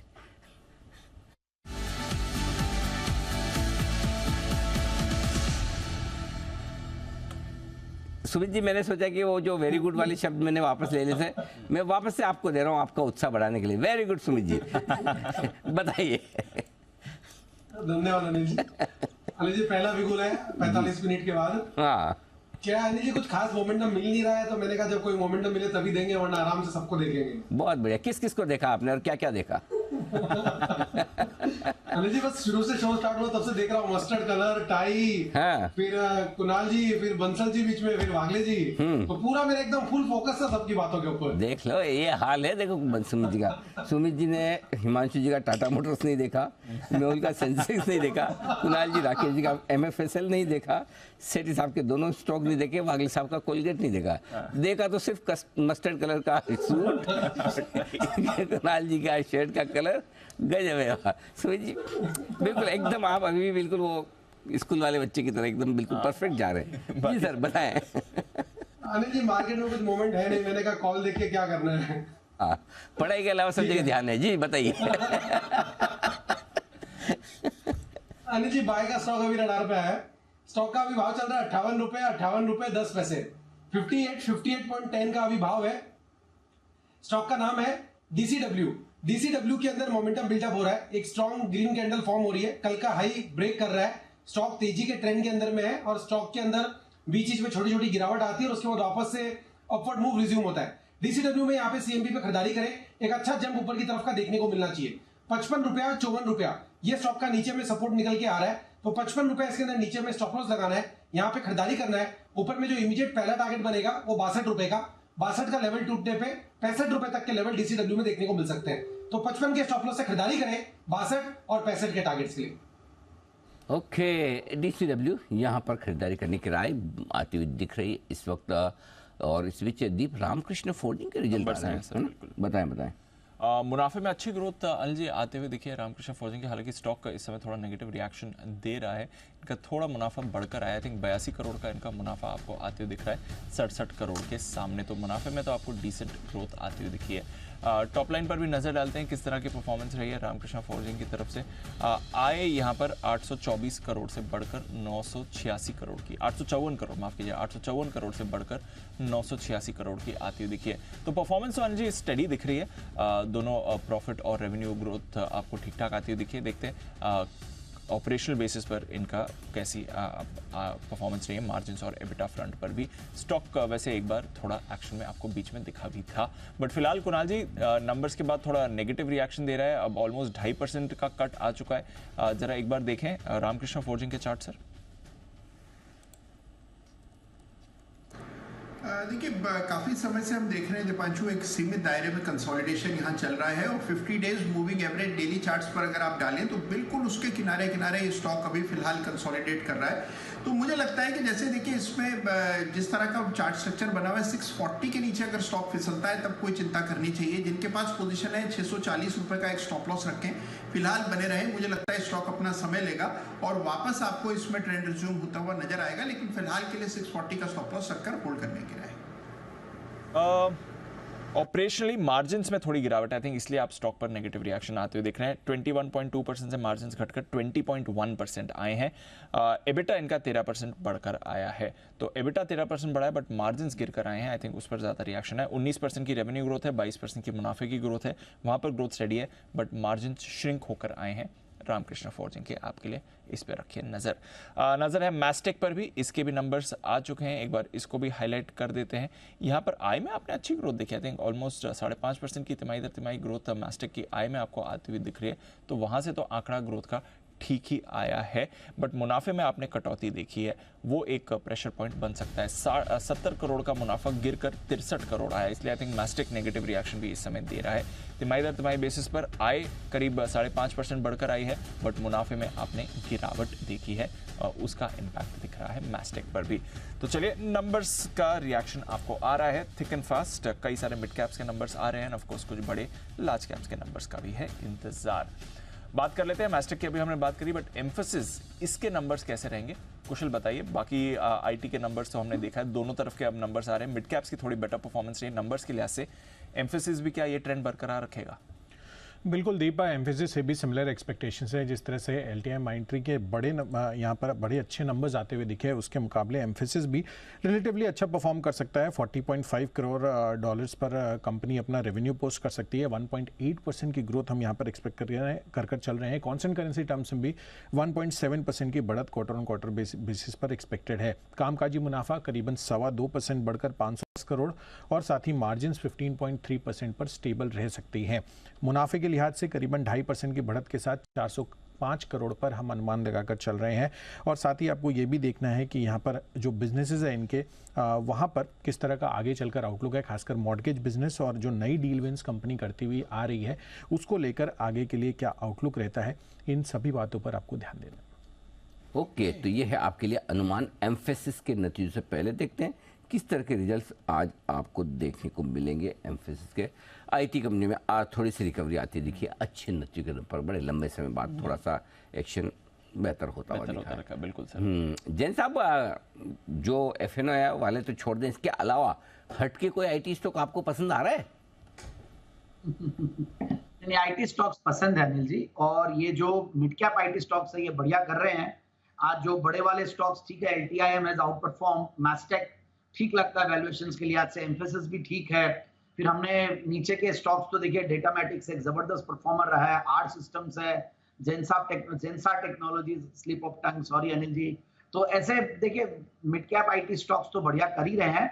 और एक्सेलिया सॉल्यूशंस हालांकि करेक्ट हुआ है, बट वहां पे भी मुझे लगता है कि ठीक है, थोड़ा ये जो वेस्ट में जो हो रहा है अभी, ये मतलब जो जियोपॉलिटिकल टेंशन है उसकी वजह से थोड़े एयरलाइंस और ये सब में कोई डिस्टरबेंस हो और उसकी वजह से इसकी कोई डिमांड में कोई फर्क पड़े, उसकी वजह से थोड़ा बहुत और करेक्शन आया हुआ हो। बट ओवरऑल वैल्यूएशंस के लिहाज से और थोड़ा मार्जिन्स में फर्क पड़ा है, बट ओवरऑल एक्सेलिया सॉल्यूशन भी बढ़िया लगता है और आज अच्छा खासा टूटा हुआ है, बट बहुत ही बेहतरीन फंडामेंटल्स है। बाकी सब चीजें बहुत बढ़िया पैरामीटर्स वाइज देखें तो रिटर्न ऑन कैपिटल एम्प्लॉयड जिस कंपनी का 56% हो, रिटर्न ऑन इक्विटी 44% हो, तो ये सारी चीजें हैं। So it can be a good opportunity to buy the stock, जो मैं एक्सेलिया के लिए बोल रहा हूँ।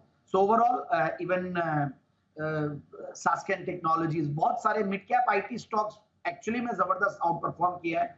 जो आईटी मतलब स्मॉल कैप और मिड कैप में जो चाल हुई है, तो वो आईटी में तो था, मिड कैप आईटी में, बट लार्ज कैप में वो चीज उतनी देखने को नहीं मिली। बट वहां पे भी आप टीसीएस के बायबैक को नजरअंदाज नहीं करें, उसमें भी अच्छी आर्बिट्राज गेन मिलेगी, क्योंकि लेके भी आप बेचोगे तो एक्सेप्टेंस रेशियो भी कम भी है।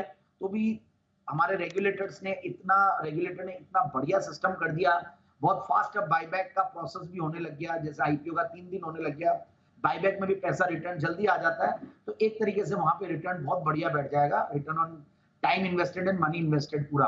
तो मुझे लगता है कि टीसीएस पे उस हिसाब से ध्यान देना चाहिए।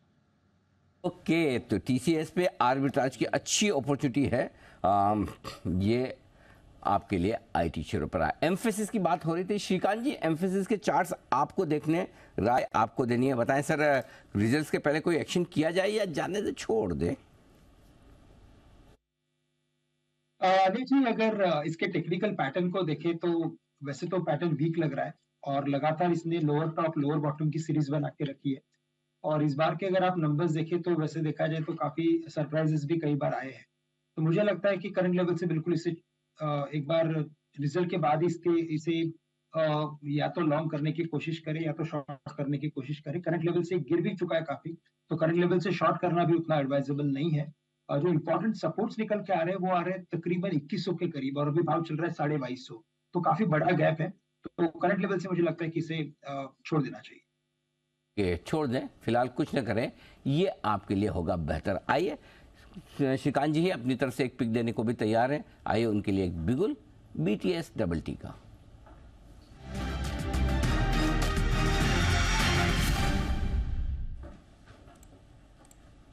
बताएं सर। बिल्कुल, तो अनिल जी देखिए, अगर जितने भी फर्टिलाइजर स्टॉक्स है उनमें काफी अच्छा मोमेंटम हमने देखा है, और कई सारे जो टेक्निकल पैटर्न या टेक्निकल ब्रेकआउट के जो फॉर्मेशंस होते हैं वो सभी स्टॉक्स में दिखाई दे रहे हैं। यानी मुझे लग रहा है कि एक स्पेसिफिक ये जो पूरी फर्टिलाइजर का जो एक पूरा सेक्टर है वो आने वाले दिनों में और भी अच्छा परफॉर्मेंस दिखा सकता है। लेकिन अगर इसमें से अगर कोई एक स्टॉक अगर मुझे चुनना है तो मैं कहूंगा कि गुजरात नर्मदा फर्टिलाइजर GNFC, इसे करंट लेवल से लॉन्ग कर सकते हैं। 665 या 667 के करीब ट्रेड कर रहा है। काफी बड़े वॉल्यूम के बाद इसमें पॉज सॉर्ट ऑफ पैटर्न बना था, एक ट्रायंगल फॉर्मेशन बन रहा है, और अभी अगर इसके ब्रेकआउट के कन्वर्जन के बाद ये स्टॉक वापस एक बार 700 रुपए के लेवल्स तक जा सकता है। तो करंट लेवल से GNFC को लॉन्ग करें। स्टॉप लॉस यहाँ पे रखेंगे एट 654, तो 10 से 15 रुपए का स्टॉप लॉस रखें, लेकिन टारगेट्स 30 से 35 रुपए के नजर आते हैं। इस पर रखिए नजर। वैसे तो वायदा कारोबार के बैन में है, बट आज सुबह सीरी साहब भी कह रहे थे कैश में डिलीवरी लेकर ट्रेड कर सकते, डिलीवरी ले सकते हैं आप, या फिर कैश में ट्रेड करिए। इसका 700 रुपए के टारगेट के लिए GNFC ये आपके रेडार पर रहना चाहिए, एक्शन में आ सकता है। यूनाइटेड ब्रूअरीज, इस पर आइए करते हैं फोकस। नंबर्स आने वाले हैं, नुपुर हमारे साथ तैयार बताने के लिए बाजार का अनुमान। नुपुर बताइए। बिल्कुल, ऑपरेशनल लेवल पे नंबर्स जो है वो कमजोर आते हुए दिखेंगे। यूबीएल के लिए काय भी देखे तो सिर्फ 4% की ग्रोथ यहाँ पर लेके चल रहे, 1750 करोड़ के आसपास की आ सकती है। कामकाजी लेवल पे मुनाफा 21% से इस क्वार्टर में गिर के करीबन 170 करोड़ के आसपास आता हुआ दिखेगा। मार्जिन भी 13% के मार्जिन कहते हैं, इस बार सिर्फ 9% की उम्मीद है, और मुनाफा भी 28% से गिरकर करीबन 100 करोड़ के आसपास आता हुआ नजर आएगा।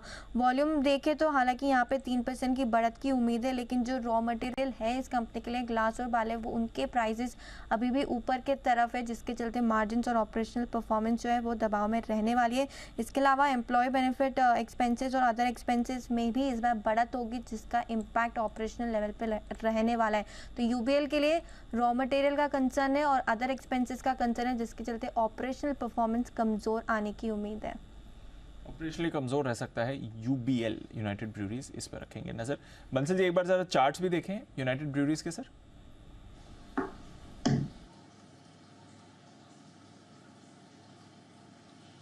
दिवांशु, चार्ट देखें तो चार्ट्स पे स्टॉक न्यूट्रल ट्रेड कर रहा है। नीचे में एक अहम सपोर्ट है 1545, एक मेजर सपोर्ट है। तो जिनके पास है दीपांशु 1545 का स्टॉप लॉस लगा लें। इसमें 1545 के लेवल्स जब क्रैक होंगे डिसाइसिवली, तभी ये स्टॉक डाउनवर्ड मोमेंटम की तरफ जाएगा। तो 1545 के नीचे ही बिकवाली की राय होगी। 1545 के नीचे बिकवाली की राय आ रही है आपके लिए UBL, यूनाइटेड ब्रूअरीज। इसको रखें अपने रेडार पर, नंबर्स आने वाले, इनफैक्ट कुछ और नंबर्स भी आने वाले, बट अल्ट्राटेक के नंबर्स के बाद थोड़ा सीमेंट स्टॉक्स पर रखिए नजर। एक तो अल्ट्राटेक आपका अच्छी मूव दिखा रहा है, 0.3% ऊपर है। ग्रासिम में थोड़ा मूवमेंट आपको आते हुए दिखा है। जेके सीमेंट भी मोमेंटम आपको पकड़ते हुए दिख रहा है, 2.5% ऊपर आपको जेके सीमेंट भी आते हुए दिखा है। तो थोड़ी यहाँ पर मूव आई है और सीमेंट स्टॉक्स स्पेशली इस समय रिएक्ट कर रहे हैं। वागले साहब एक बार जेके सीमेंट का चार्ट देखें, ग्रासिम और अल्ट्राटेक में भी अभी अच्छी मूव आई है, रैमको सीमेंट भी मूव कर रहा है। जरा देखें जेके सीमेंट का चार्ट सर। दीपांशु, मुझे लगता है इसको लेके जाना चाहिए। एक राउंडिंग बॉटम पैटर्न अभी अभी बना है 3360 के ऊपर, जैसे ये निकला एक राउंडिंग बॉटम कंफर्म हो गया। अगर इसके ऊपर आज क्लोज होता है तो मेरा मानना है जेके सीमेंट 3470-480 तक जा सकता है, जो यहाँ से 100 रुपये ऊपर है। तो एक 3% की ट्रेडिंग अपसाइड के लिए प्ले करें। आपका स्टॉप लॉस 3340 का होना चाहिए। ओके, ये है आपके लिए जेके सीमेंट, यहाँ पर रखिएगा नज़र। और सारे सीमेंट स्टॉक्स पर इनफैक्ट एक अच्छी मूव आती हुई दिख रही है अल्ट्राटेक के नंबर्स के बाद। जैन साहब, सीमेंट स्पेस में कुछ करना है? अल्ट्राटेक के नंबर्स तो अच्छे, एक्चुअली अच्छे नहीं, ठीक ही दिखे, ऑपरेशनल फ्रंट पर ठीक थे, वॉल्यूम ग्रोथ ठीक ठाक आती हुई दिखी है, रियलाइजेशंस का भी ट्रेंड है अच्छा, और इनके एक्सपेंशन प्लान्स ऑन ट्रैक है, कंपनी का ये कहना है। क्या राय रखें सर?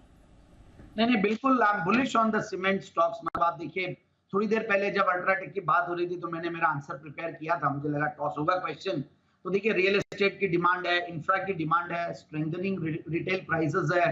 फिर दूसरी बात ये है कि ये बहुत ज्यादा चले हुए नहीं है, काफी कंसोलिडेटेड है। मैंने डेक्कन सीमेंट दिया था, डेक्कन सीमेंट बहुत बढ़िया चल रहा है। फिर आपके स्टार सीमेंट, इनफैक्ट अभी रिसेंटली जो अनिल जी ने बोला भी कि सेठी साहब और जैन साहब की डुओपोलिस्टिक स्टॉक है, तो स्टार सीमेंट ऑलरेडी बहुत बढ़िया कर रहा है वहां से भी जहां से उन्होंने दिया। और मैं तो इनफैक्ट 70, 80, 90 के लेवल से बोलते आ रहा हूँ और अभी भी मुझे बहुत पोटेंशियल दिखता है। जेके लक्ष्मी मैंने कल वहां पे रेकमेंड किया था आपके एसकेएल मिड कैप में। जेके सीमेंट यस, चार्ट्स पे बहुत बढ़िया, फंडामेंटल्स भी बहुत बढ़िया। अंजनी पोर्टलैंड एक एक्स्ट्राऑर्डिनरी आउट परफॉर्म कर रहा है। फिर एक केसीपी लिमिटेड है।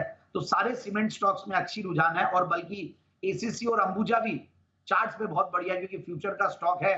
तो मैं थोड़ा चार्ट्स भी देख लेते हैं, और मुझे लगता है कि वहां पे भी रिस्क रिवॉर्ड रेशियोज बहुत बढ़िया है, काफी कंसोलिडेटेड है। तो ये सारे स्टॉक्स में मुझे लगता है कि आगे आने वाले दिनों में सीमेंट स्पेस पे बिल्कुल ध्यान देना चाहिए। They can really out perform the markets. Okay, ये है आपके लिए कुछ सीमेंट स्टॉक्स पर है, और अंबुजा पर भी मूव आपको आती हुई दिख रही है, एसीसी भी एक्शन में। दोनों पर राय लेते हैं। अंबुजा, मेहुल जी आप जरा एक बार अंबुजा सीमेंट का चार्ट देखिए, और हिमांशु जी एसीसी का चार्ट जरा आप देख लीजिए। मेहुल जी बताएं सर, अंबुजा सीमेंट पहले। दीपांशु जी देखिए, अंबुजा की बात करें तो थोड़ा सा रेंज बाउंड है, काउंटर अंडर परफॉर्म कर रहा है। 450 का अपसाइड है, वो एक कैप है, और डाउनसाइड में भी ये ज्यादा डाउनसाइड दिखता नहीं है, 425 के करीब आता है और वहां से फिर से बाउंस आता है। तो यहाँ पर रेंज बाउंड है, जब तक 450 निकलता नहीं है तब तक एक ब्रेकआउट कंफर्म नहीं होगा। 450 के बाद एक इनवर्स हेड एंड शोल्डर का ब्रेकआउट कंफर्म होगा, और वहां से एक अच्छी खासी तेजी हमें देखने को मिल सकती है। तो राह देखिए 450 के लेवल की, वो अगर ब्रेकआउट आता है तो बहुत ही अच्छा बाय बनेगा अंबुजा सेगमेंट। ओके, और इस समय स्पाइक भी कर रहा है एसीसी। हिमांशु जी बताएं सर इसका चार्ट।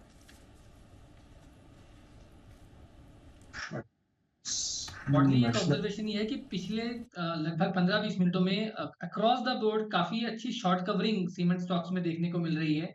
तो मुझे लगता है कि ये अगर इस लेवल पे सीमेंट सेक्टर की आज क्लोज होता है तो शायद कल से इस पूरे स्पेस में एक मोमेंटम बनता हुआ नजर आ सकता है। अब जहां तक एसीसी का सवाल है दीप, 2040-2045 इमीडिएट हर्डल है, एक्सट्रीमली साइडवेज चार्ट है। अगर 2045-2050 के ऊपर ये स्टॉक कल या आज निकलता है तो मुझे लगता है स्टॉक में एक मोमेंटम बनता हुआ नजर आएगा, और उस कंडीशन में स्टॉक 2100 रुपए की तरफ जा सकता है। तो 2045-2050 के ऊपर इसमें खरीदारी करके चलने की सलाह।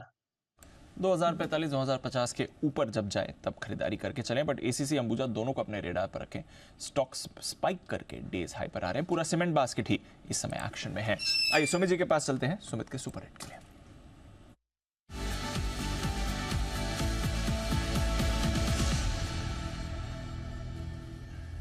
बताएं सर। दीपांशु, बाय का स्टॉक रडार पे है। स्टॉक का अभी भाव चल रहा है 294 रुपए, 294 रुपए 10 पैसे। 294.10 का अभी भाव है। स्टॉक का नाम है आरईसी लिमिटेड। आरईसी के अंदर एक मूव बन रहा है तेजी का। वैसे भी स्टॉक एक तेजी के ट्रेंड के अंदर में है। पिछले 3 महीने 6 महीने से ये स्टॉक कंटिन्यूअस तेजी के ट्रेंड के अंदर में है। बीच में छोटा मोटा डिप आता है, लेकिन फिर वापस से अपवर्ड मूव रिज्यूम होता है। लास्ट 3 दिनों से ऊपरी लेवल से थोड़ा सा दबाव देखने को मिला था, लेकिन आज लोअर लेवल से एक अच्छी रिकवरी है और कल का हाई जस्ट अभी स्टॉक ब्रेक कर रहा है। मेरे को ऐसा लग रहा है कि आरईसी यहाँ से एक बढ़िया मूव ऊपर की तरफ का दिखा सकता है। स्टॉक के अंदर यहाँ से ऊपर में इमीडिएट 300 का पहला टारगेट होगा, जो कि एक साइकोलॉजिकल रेजिस्टेंस है। जैसे ही 300 का लेवल क्रॉस करेगा तो मोमेंटम और स्ट्रांग बढ़ेगा और आने वाले समय में और ऊपर के लेवल देखने को मिलेंगे।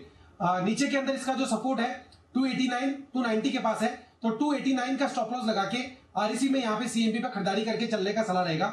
ऊपर में जो टारगेट देखने को मिल सकता है 300 का इसका पहला टारगेट होगा, 305 का इसका दूसरा टारगेट होगा। ये दोनों टारगेट शॉर्ट टर्म के होंगे, पोजिशनल टारगेट आरईसी में और ऊपर के देखने को मिल सकते हैं। तो खरीदारी करें 289 के स्टॉप लॉस से 300 305 के टारगेट के लिए। ओके, खरीदारी करके चलिए। आरईसी यहां पर आपको मोमेंटम दिख रहा है, सुमित जी के रेडार पर यह काउंटर आ भी रहा है इस समय। बजाज ऑटो ये आज का स्टार परफॉर्मर है, अभी बात भी हो रही थी इसकी। 6.5% की तेजी में आपको बजाज ऑटो दिख रहा है, रिकॉर्ड हाई पर आ गया है। ऐसा क्या कुछ नतीजों में निकल कर आया है, मैनेजमेंट का क्या कहना है, ब्रोकरेजेस के क्या नए टारगेट और व्यू बनकर आ रहा है, ये एक बार जरा जानते हैं कुशल के साथ। कुशल, आज तो कमाल कर दिया इस काउंटर ने, 5,500 के लेवल पर अब ऑलमोस्ट आपको बजाज ऑटो आते हुए दिख रहा है। क्या चल रहा है इसमें? बिल्कुल दीप, ऑफकोर्स कई ब्रोकरेज हाउसेस के यहाँ पर जो इनिशियल टारगेट्स थे वो अब अचीव होते हुए नज़र आ रहे हैं, और इसकी सबसे बड़ी वजह बन रही है इसके जो नतीजे आए हैं वो।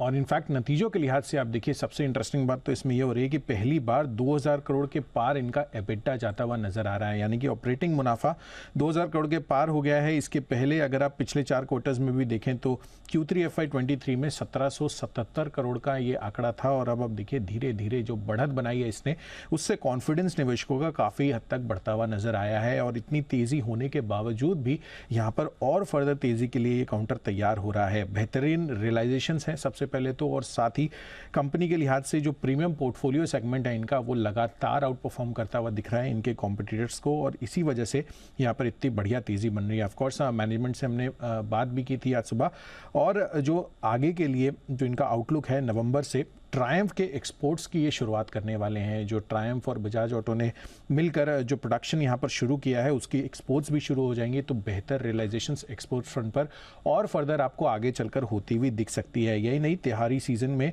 इंडस्ट्री की वॉल्यूम भी मैनेजमेंट एक्सपेक्ट कर रहा है कि 12 से 15% की हो सकती है, और साथ ही कंपनी जो है त्योहारी सीजन के बाद चेतक के नए मॉडल्स भी लॉन्च करने वाले हैं। तो ऑफकोर्स यहाँ पर इलेक्ट्रिक 2 व्हीलर को लेकर भी इनकी बहुत ही बेहतरीन आगे चलकर रणनीति बन सकती है, और साथ ही कंपनी अपना ट्रायम्फ का जो प्रोडक्शन कैपेसिटी है उसको भी लगातार बढ़ाने पर अब फोकस कर रहे हैं। और इसी वजह से काफ़ी सारे ब्रोकरेज हाउसेज अब बुलिश हो गए हैं, और JP मॉर्गन ने यहाँ पर अपने जो टारगेट्स हैं 5760 रुपये के थे, अब 6100 रुपये के ये देते हुए दिख रहे हैं, और जेफरीज भी 6000 रुपये के अब टारगेट्स इन्होंने भी रिवाइज कर दिए हैं। ये मानकर चल रहे हैं एक्सपोर्ट की रिकवरी और साथ ही इलेक्ट्रिक 3 व्हीलर्स ये आगे चलकर बड़े कैटलिस्ट बनकर आ सकते हैं, और इसी वजह से यहाँ पर आप देखिए जो भरोसा है FIs का भी बढ़ा है।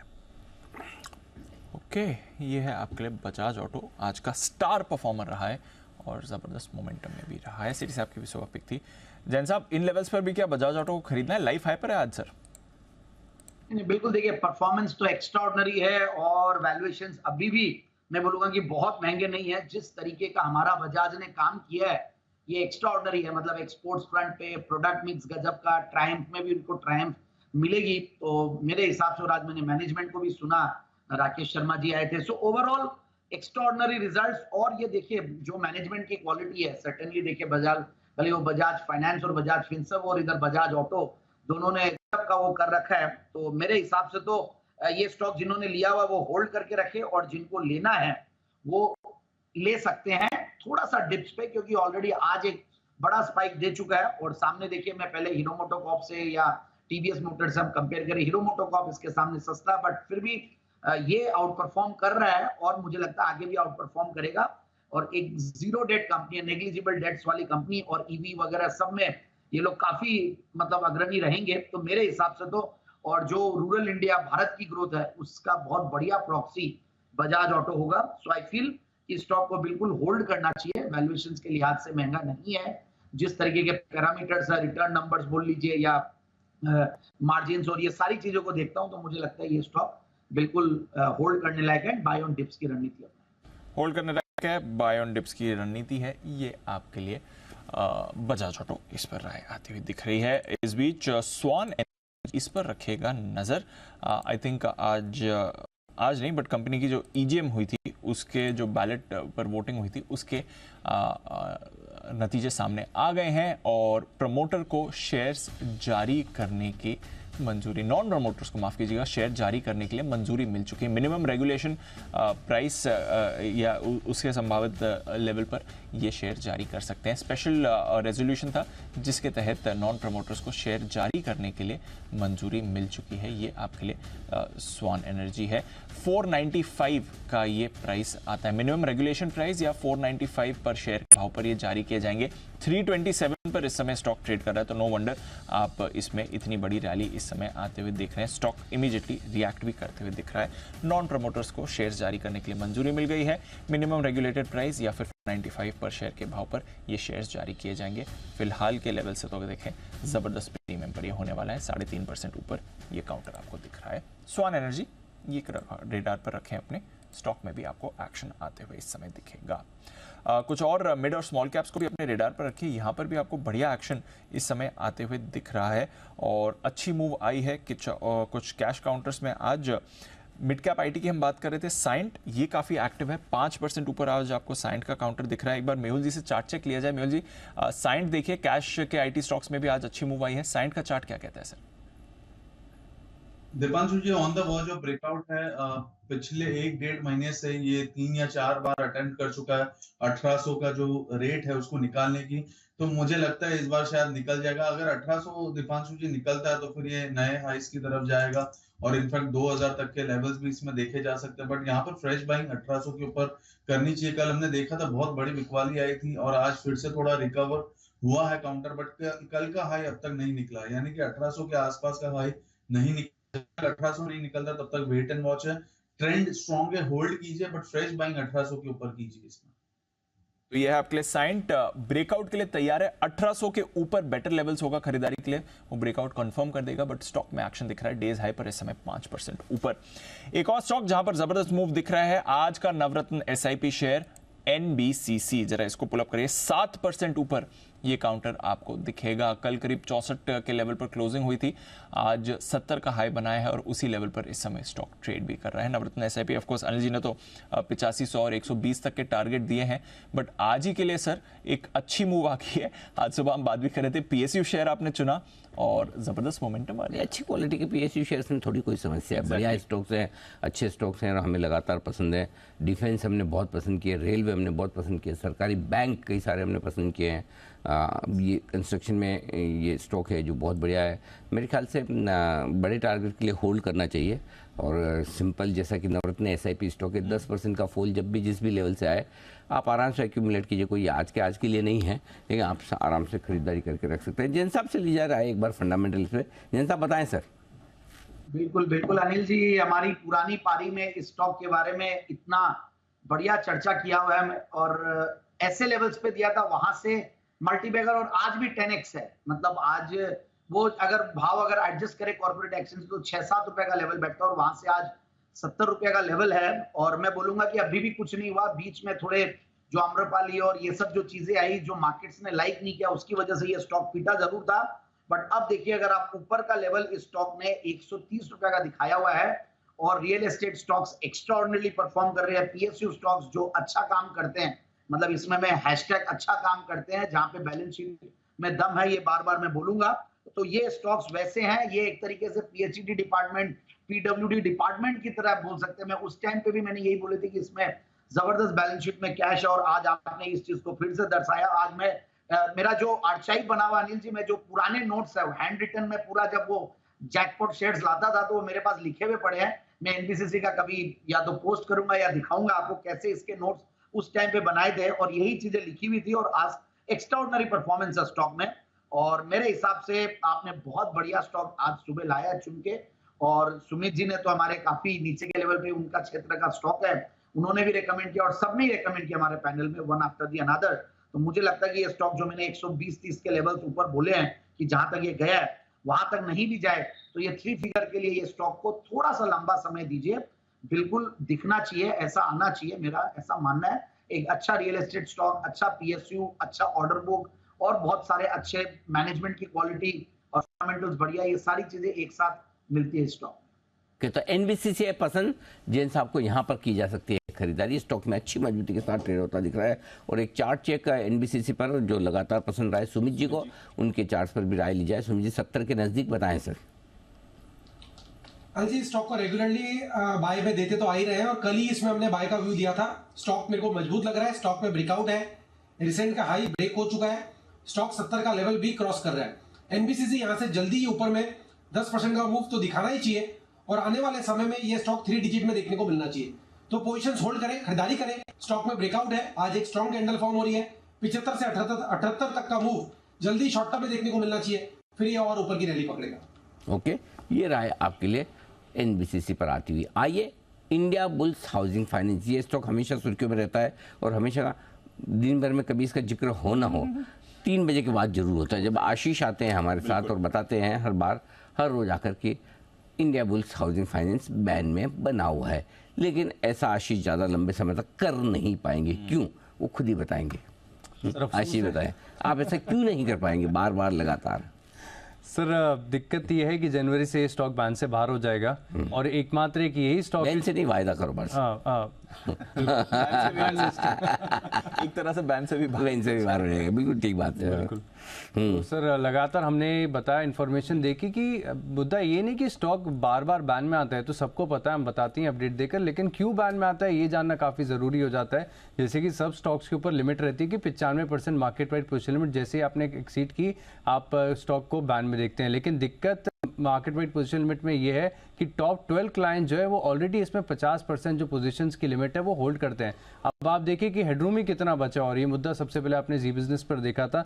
लगातार हम इस पॉइंट को उठाते जा रहे हैं और इसी के चलते अगर आप देखें तो जो पोजीशंस हैं अभी भी, अगर आप रिसेंट फाइल जो एनएसई ने अपलोड की उसे देखेंगे तो उसके अनुसार दिखेगा कि जो टॉप 12 क्लाइंट्स है वो 50% के करीब की market wide position limit hold करते हैं। इसके चलते हम देखते हैं कि सीरीज के पहले दिन ही स्टॉक के अंदर दम है कि बैन में आ जाए और आखिरी तक रहता है। और काफी टाइम से हम एक ट्रेंड को हाईलाइट करके बता रहे हैं कि ये स्टॉक अधिकतर अगर देखें तो सीरीज के दिन आपको बैन में ही नजर आएगा। मिसाल के तौर पर अगर आप देखें तो जून सीरीज में 12 दिन ये स्टॉक टोटल बैन में था, जुलाई सीरीज में 15 दिन ये बैन में था, अगस्त में अगर आप देखें तो 20 दिन ये बैन में था, सितंबर में अगर आप देखें तो 17 दिन, और अक्टूबर की शुरुआत से लेकर अब तक तो हम लगातार देख ही रहे हैं कि स्टॉक बैन में बना हुआ है। तो अधिकतम टाइम ये जो है बैन में रहता है। पोजीशंस यहाँ पर अगर आप देखें तो जो टॉप 12 क्लाइंट्स हैं ये 50% होल्ड करते हैं, और इसी के चलते अगर आप देखें तो हमने रिसर्च के माध्यम से आपको बताया भी था, इससे पहले भी काफ़ी बार ये मुद्दा उठाया है। अब ये फाइनली स्टॉक जो है एफएनओ की लिस्ट से बाहर हो जाएगा। ओके, एफएनओ की लिस्ट से बाहर निकले तैयार है इंडिया बुल्स हाउसिंग। वैसे थोड़ा टाइम है, जनवरी सीरीज से होगा, आज से तो नहीं हो रहा, जरा जान लेते हैं बैन से बेनिफिट का बिगुल।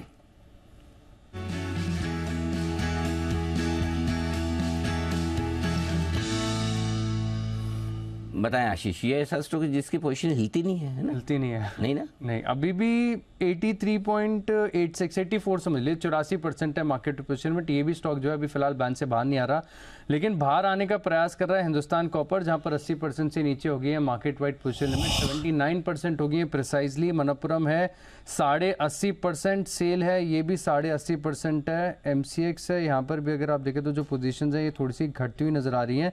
तो ये स्टॉक ऐसे हैं जो बैन से बाहर आते हुए नजर आ सकते हैं। कंफर्मेशन अभी तक सिर्फ हिंदुस्तान कॉपर का है 79% मार्केट वाइड पोजीशन लिमिट के साथ, लेकिन रोज लगातार बदलाव तो होते ही हैं। तो पीएनबी ये स्टॉक ऐसा है जिसने 95% के आंकड़े को एक्सीड कर दिया, 96% हो गई है पोजीशन। तो पीएनबी हो सकता है कि आपको स्टॉक बैन में दिख जाए। हिंदुस्तान कॉपर ने कंफर्मेशन दे दिया है।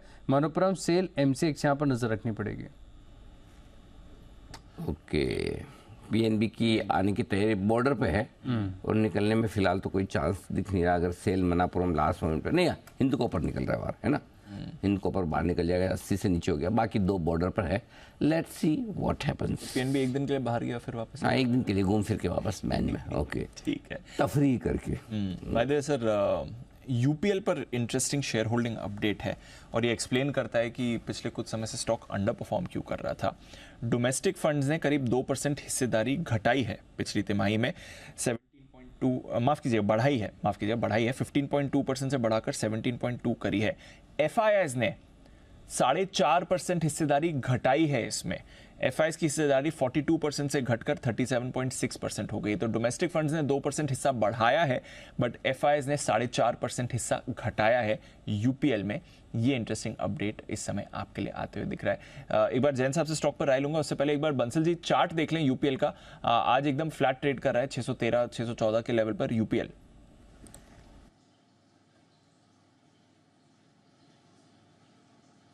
दीपांशु बिल्कुल फ्लैट ट्रेड कर रहा है। टेक्निकली देखें तो एक नेगेटिव क्रॉसओवर यहाँ बना हुआ है और ऊपर में 623.25 एक स्ट्रॉन्ग हर्डल है। इसके ऊपर निकलेगा तो तेजी करेंगे और कोई खरीदारी की राय नहीं है। अगर ये नीचे में 605 के लेवल्स को तोड़ेगा तब नीचे की तरफ जाएगा, तो इन लेवल्स को मद्देनजर रखें ट्रेडिंग के नजरिए से।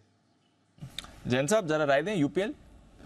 हाँ देखिए, ये एक स्टॉक एफएनओ स्पेस में तो अंडर परफॉर्मर रहा है और एग्री केमिकल्स और ये जो मेरा फेवरेट सेक्टर है उसमें भी अंडर परफॉर्मर है। और इस स्टॉक को मैंने रेकमेंड पास्ट में भी नहीं किया। और वैसे मैं समहाउ मुझे कुछ जो इश्यूज आए या जो थोड़े बहुत मतलब कॉर्पोरेट अफेयर्स को लेकर जो भी था कि कंपनी में, ये एक रीजन रहता है। और बाकी कोई परफॉर्मेंस वाइज भी बहुत ज्यादा मतलब अट्रैक्ट किया नहीं है। और दूसरी बात, जब एफआईआईज और डीआईआईज की शेयर होल्डिंग कम होती है तो सर्टेनली मार्केट उसको बड़ा देखता है, क्योंकि हम लोग कभी भी कोई भी स्टॉक में अगर एंट्री लेते हैं या रेकमेंड करते हैं तो इस चीज को जरूर से देखते हैं। सो ओवरऑल वैल्यूएशंस के लिहाज से एक बात जरूर है कि सस्ता हो गया है, क्योंकि एज कंपेयर टू पीयर्स ये सस्ता है 17 के पी मल्टीपल पे। और दूसरा ओवर करेक्ट हो चुका, तो ये एक रीजन हो सकता है कि बाउंस बैक कर जाए। जो अभी राकेश जी ने बोला जो लेवल के उसके ऊपर निकले तो समझे, जो लेवल उन्होंने शायद 630 या 650 जो लेवल है यहाँ तक एक बार फिर भी बाउंस कर जाए, बट आई डोंट थिंक कि बहुत ज्यादा इसमें ध्यान देना चाहिए। बाकी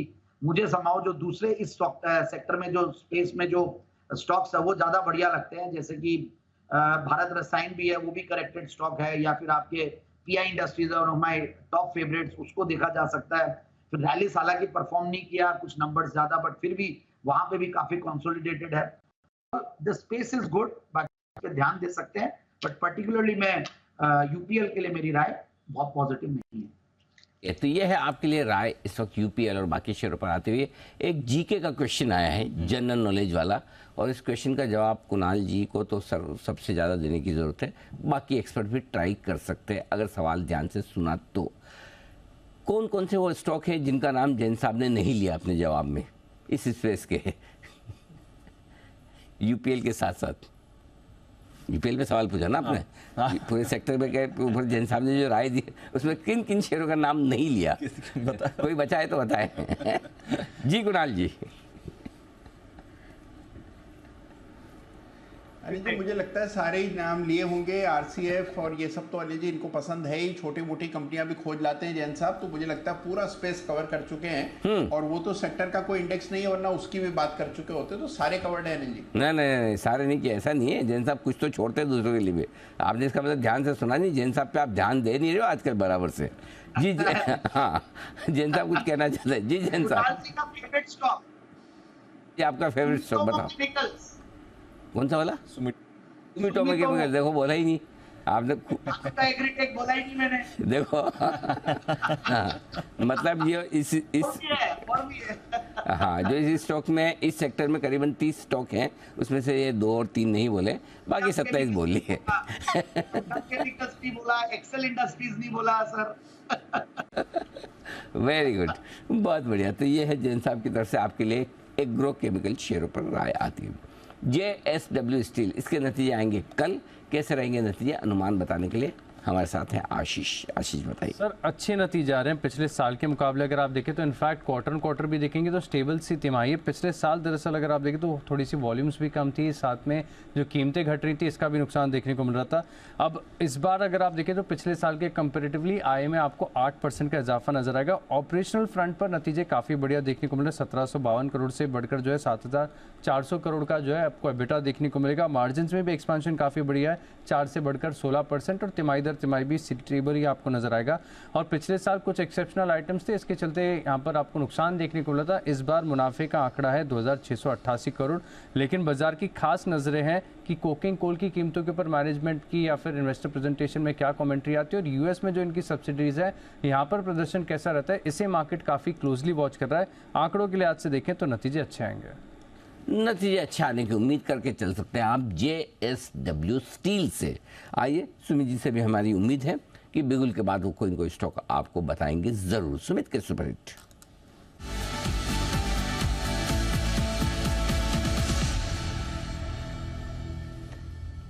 जी सुमित जी बताएं सर। अनिल जी बाय का स्टॉक रडार पे है। स्टॉक का अभी भाव चल रहा है 72 रुपए 80 पैसे, 72 रुपए 90 पैसे, 72.80, 72.90 का अभी भाव है। स्टॉक का नाम है मनाली पेट्रोकेमिकल, जिसका सिंबल है मनाली पेटसी। मनाली पेट्रोकेमिकल के अंदर यहां से ऊपर का मूव देखने को मिलना चाहिए। स्टॉक ने पिछले 5 दिनों से लोअर लेवल से रिबाउंड के संकेत दे दिए हैं। कल एक स्टॉक में गिरावट आया, लेकिन आज वापस से एक एंगल्फिंग कैंडल फॉर्म हो रहा है और कल का हाई स्टॉक अभी ब्रेक कर रहा है। ये संकेत है कि मनाली पेट्रोकेमिकल में यहां से एक अच्छा मूव ऊपर की तरफ का देखने को मिलेगा। ये मूव के अंदर स्टॉक 10 से 15% का मूव जल्दी यहां से ऊपर की तरफ का दिखाना चाहिए। यहां पे CMP पे खरीदारी करें, जिन्होंने ले रखा है वो लोग होल्ड करें। स्टॉक का जो नीचे पे सपोर्ट निकल के आ रहा है 68 रुपए 68 69 के पास निकल के आ रहा है, तो 69 के नीचे का स्टॉप लॉस लगा के मनाली पेट्रोकेमिकल के अंदर खरीदारी करके चलने का सलाह रहेगा। ऊपर में जो इसका पहला टारगेट देखने को मिल सकता है वो 78 रुपए का, जो दूसरा टारगेट देखने को मिल सकता है इस मोमेंटम में वो 82 रुपए का। ये दोनों शॉर्ट टर्म के टारगेट है। ये टारगेट अचीव होने पे और ऊपर का मूव देखने को मिलेगा। 69 के नीचे का स्टॉप लॉस लगा के खरीदारी करें 78 82 के टारगेट्स लिए, और 82 के टारगेट्स खरीदारी करें मनाली पेट्रो। ये है आपके लिए सुमित जी की राय। आइए 3:20 अनिल जी की फाइनल मार्केट स्ट्रैटेजी आज की।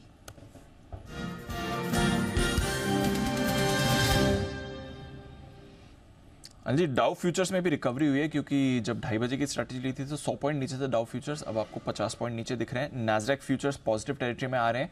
पोस्ट मार्केट में कल नेटफ्लिक्स का शेयर सर 13% ऊपर था, बट उसके सामने टेस्ला 4% नीचे था।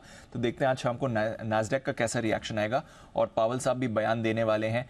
इनकी 10 साल की बॉन्ड यील्ड 4.97% पर आ गई है सर, तो 5% की तरफ वो भी मूव कर रही है। वो भी एक सेंटिमेंटल फैक्टर है। बहुत सारी चीज़ें शाम को हो सकती हैं। वीकली एक्सपायरी भी हो रही है निफ्टी की, बताएं क्या करके जाना है सर।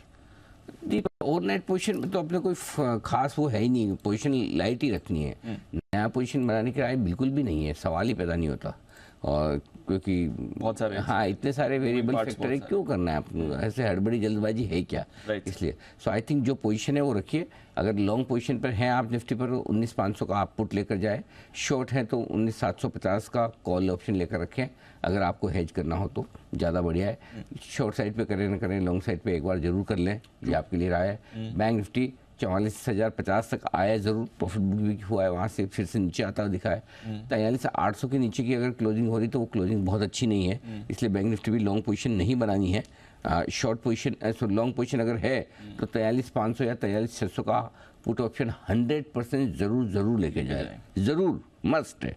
अगर आप बैंक निफ्टी की लॉन्ग पोजीशन आप कैरी करें तो नहीं, शॉर्ट है तो फिर ज़्यादा रिस्क नहीं, लेकिन 44,000 का कॉल ऑप्शन खरीद कर आप हेज कर सकते हैं। फ्रेश पोजीशन बनाने के आए निफ्टी बैंक निफ्टी दोनों में भी नहीं है, इसमें कोई डाउट नहीं। फ्रेश पोजीशन नहीं बनानी है, अगर पोजीशन कैरी फॉरवर्ड कर रहे हैं हेज के साथ करें। बहुत सारे ये चीज़ें आज शाम अमेरिका में होने वाली हैं, किसी भी तरफ आपको रिएक्शन बाजार दिखाएंगे।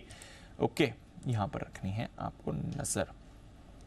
आइए कुछ और कॉल्स भी ले लेते हैं। हिमांशु जी के लिए बिल्कुल हिटमैन हिमांशु।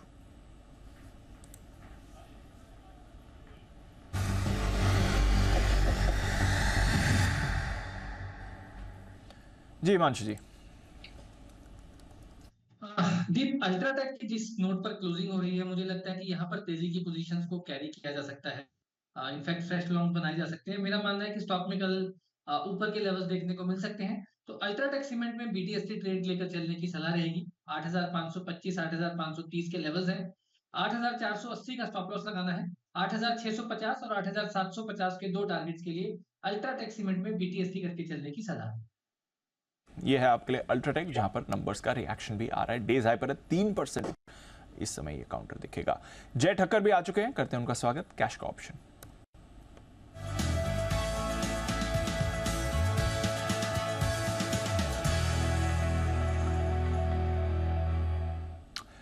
स्वागत है जय, गुड आफ्टरनून, बताएं सर।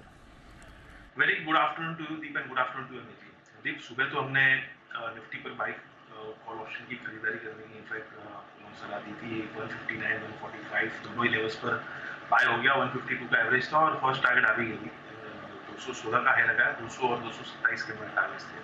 फिर रिकवरी वहां पे जाते हुए देखते हैं। अब हीरो मोटोकॉर्प इसका 3260 के स्ट्राइक है। मैंने ऑप्शन खरीदे, ट्रेड कर रहा है 40 2.90 43 के रेंज में, 43 पकड़ लीजिए, 43 पर खरीदे। यहाँ पे हीरो मोटोकॉर्प का 3260 के स्ट्राइक का कॉल ऑप्शन 66 के आसपास स्पॉट में ट्रेड कर रहा है।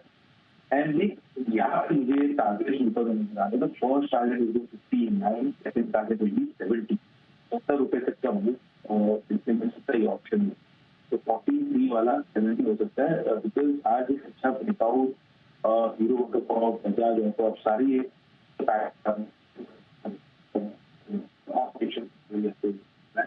स्टॉप लॉस नीचे में भी लगाना होगा 32 पर 32 रुपए तक। तो 32 के स्टॉप लॉस के साथ इसे खरीदने की होगी। जय एक बार स्टॉप लॉस फिर से बता देंगे। 43 पर खरीदना है, 59 और 70 के टारगेट्स हैं। स्टॉप लॉस का लेवल जरा बता दीजिए। 32 रुपए, 32 रुपीज का स्टॉप लॉस है। ओके, तो 3260 की कॉल आपको खरीद कर चलनी है। 43 में आपको मिलेगी हीरो मोटो की ये कॉल। 59 और 70 के टारगेट्स हैं, 32 का स्टॉप लॉस लगाना। आई थिंक थोड़ा ऊपर मूव भी कर गया है स्ट्राइक का प्राइस जब से जय ने कॉल दी है, बट एसेंशियली टू व्हीलर्स पर पूरा भरोसा है। हीरो मोटो अच्छा मूव कर रहा है, बजाज ऑटो तो ऑफकोर्स रिकॉर्ड हाई पर आपको आते हुए दिखा है। एनबीसीसी अनिल जी 12% ऊपर हो गया है, 72 के लेवल्स अब आपके लिए एनबीसीसी पर आ रहे हैं। 64 पर आज सुबह राय दी थी, 72 पर एनबीसीसी आपको इस समय दिख रहा है। बिल्कुल क्वालिटी पीएसयू स्टॉक्स में अभी भी तेजी का माहौल है ही, इसमें कोई डाउट नहीं। अच्छे एक्शन में आते हुए दिख रहे हैं। एक और स्टॉक आज वापस से बढ़कर आया BML, ये भी एक अच्छी मजबूती के साथ 1.25% मजबूत है, 2300 के पार निकलकर फिर से टिकता हुआ दिख रहा है। तो जो दीपा अच्छे शेयर है वहाँ पर मुझे नहीं लगता कहीं कोई दिक्कत वाली बात आपको दिख रही है। एब्सोल्युटली। चलिए, ये आपके लिए अच्छे मोमेंटम वाले शेयर बने हुए हैं। एक राय श्रीकांत जी से लेनी है, क्योंकि आईटी में रिवाइवल आया है LTI Mindtree से, और आज सुबह LTI Mindtree पर जी की कॉल भी थी, ज़बरदस्त फॉर्म में रहा है, 5% ऊपर बंद हो रहा है। एक बार श्रीकांत जी आप बता दें फॉलो ऑन लेवल्स क्या हैं, अगर कोई ट्रेडिंग पोजिशन ली है कैरी फॉरवर्ड करनी चाहिए या नहीं, इंपॉर्टेंट लेवल्स अब आगे के लिए क्या होंगे सर? बिल्कुल, इनफैक्ट दीपांशु अगर इस पर्टिकुलर स्टॉक के अगर टेक्निकल पैटर्न को देखें तो इसने काफी अच्छा एक डबल बॉटम को वैलिडेट किया था और इस बार के फॉल में उसी पर्टिकुलर लेवल को रिविजिट किया था। तो करंट लेवल से जैसे इसमें प्राइस और वॉल्यूम पैटर्न बना है, मुझे लग रहा है कि ये स्टॉक कम से कम यहाँ से 5650 के लेवल्स दिखा सकता है and in the near future मुझे लगता है कि शायद 6000 के भी लेवल्स ये दिखा सकता है। तो करंट लेवल से भी मुझे लगता है कि लॉन्ग की पोजीशंस बिल्कुल बनाई जा सकती है। एक 100 रुपए का स्टॉप लॉस रखे, 5350 का स्टॉप लॉस रखे, टारगेट्स नजर आते हैं 5650। सुमित जी एक बार हिंदुस्तान कॉपर पर राय देते हैं, शायद कल वायदा कारोबार के बैंड से बाहर निकला है, 2% ऊपर भी दिख रहा है इस समय सर। दिवांशु, हिंद कॉपर में एक साइडवेज मूव देखने को मिल रहा है। पिछले 15 से 20 दिनों में स्टॉक ने जो नीचे में सपोर्ट लिया है वो 148-150 के पास का लिया है, ऊपर में जो रेजिस्टेंस बना है 163-165 के पास का बना है। तो जैसे ये रेंज ब्रेकआउट आएगा एक बड़ा मूव हिंद कॉपर में देखने को मिलेगा। 163-165 का लेवल जैसे ही ऊपर में ब्रेक होगा तो 175 रुपए तक के लेवल आने वाले दिनों में हिंद कॉपर में देखने को मिलेंगे। पोजीशंस होल्ड करें, ब्रेकआउट का वेट करें। पोजीशंस होल्ड करें, ब्रेकआउट का वेट करें, ये है आपके लिए एक्शन। आइए, एक्शन बाजार में आज भरपूर रहा है। जिस तरह की कल की गिरावट थी उसके बाद ग्लोबल संकेत थे, लग रहा है आज कुछ और खराब हो सकते हैं, बट जैसा अनिल सुबह कह रहे थे इंपॉर्टेंट लेवल्स को बाजार ने डिफेंड किया और वहां से एक रिकवरी के साथ आप बंद हो रहे हैं। हाँ, एंड ऑफ डे आप फिर भी 50 पॉइंट नीचे निफ्टी पर हैं और करीब 150 पॉइंट नीचे बैंक निफ्टी पर हैं, बट इंपॉर्टेंट लेवल्स बाजार ने होल्ड किए हैं। 19,600 पर निफ्टी, 43,750 पर बैंक निफ्टी। 3% का कट आज विप्रो में आया है, नंबर्स के बाद टूटा ये काउंटर। टेक महिंद्रा पर आपने 1.5% की वीकनेस देखी है। एनटीपीसी आज कमजोर था, हिंडाल्को, यूपीएल, टाटा स्टील ये भी फिसले हैं। दिग्गजों की बात करें तो TCS, ICICI bank, Reliance industries, Kotak bank, Bajaj finance, Infosys, इन किसी भी काउंटर से बाजार को सहारा नहीं मिला है। ब्रेथ भी आपने ज्यादातर गिरावट की देखिए, 38 निफ्टी स्टॉक्स नेगेटिव क्लोज हो रहे हैं, 12 पॉजिटिव हो रहे हैं, जिसमें बजाज ऑटो लाइफ हाई पर 6.5% की तेजी नतीजों के बाद। एलटीआई माइंट्री 6% ऊपर, जबरदस्त एक्शन नतीजों के बाद। हीरो मोटोकॉर्प में खरीदारी आई है, नेस्ले और अल्ट्राटेक यहां पर भी नतीजे आपको रिएक्शन दिखा रहे हैं पॉजिटिव क्लोजिंग की तरफ। सिप्ला, इंडसइंड बैंक यहां पर भी नतीजों का रिएक्शन और साथ ही एमएससीआई इंक्लूजन की खबर भी आ रही है, स्पेक्युलेटेड एमएससीआई इंक्लूजन की बात चल रही है। ग्रासिम, बीपीसीएल, एलएनटी, बजाज फिनसर्व, एशियन पेंट्स, टाइटन यहां पर भी पॉजिटिविटी है। एचयूएल और आईटीसी पर रखिएगा नजर, इनके नतीजे आएंगे बाजार बंद होने के बाद। वायदा कारोबार जबरदस्त मूव आपको दिखा है आज एबी फैशन में। वोडाफोन आइडिया एक्टिव था, परसिस्टेंट नतीजों के बाद ये अच्छा दिख रहा था। हिंदुस्तान कॉपर शायद कल वायदा कारोबार के बैन से बाहर भी आ जाए। इंडिया सीमेंट में पॉजिटिव मूव आपने देखी है। REC, RBL bank, India bulls housing जो जनवरी से वायदा कारोबार के बाहर जा रहा है। JK cement, HPCL, ICICI Lombard, Colgate, Havells और PFC यहां पर एक्शन दिखा। गिरावट 6% का कट एस्ट्रल में नंबर्स के बाद। IGL में आपको 5% का कट दिखा है। बंधन नंबर्स का रिएक्शन 4% फिसला है। ओरेकल नंबर्स का रिएक्शन 3.25% नीचे था ये काउंटर।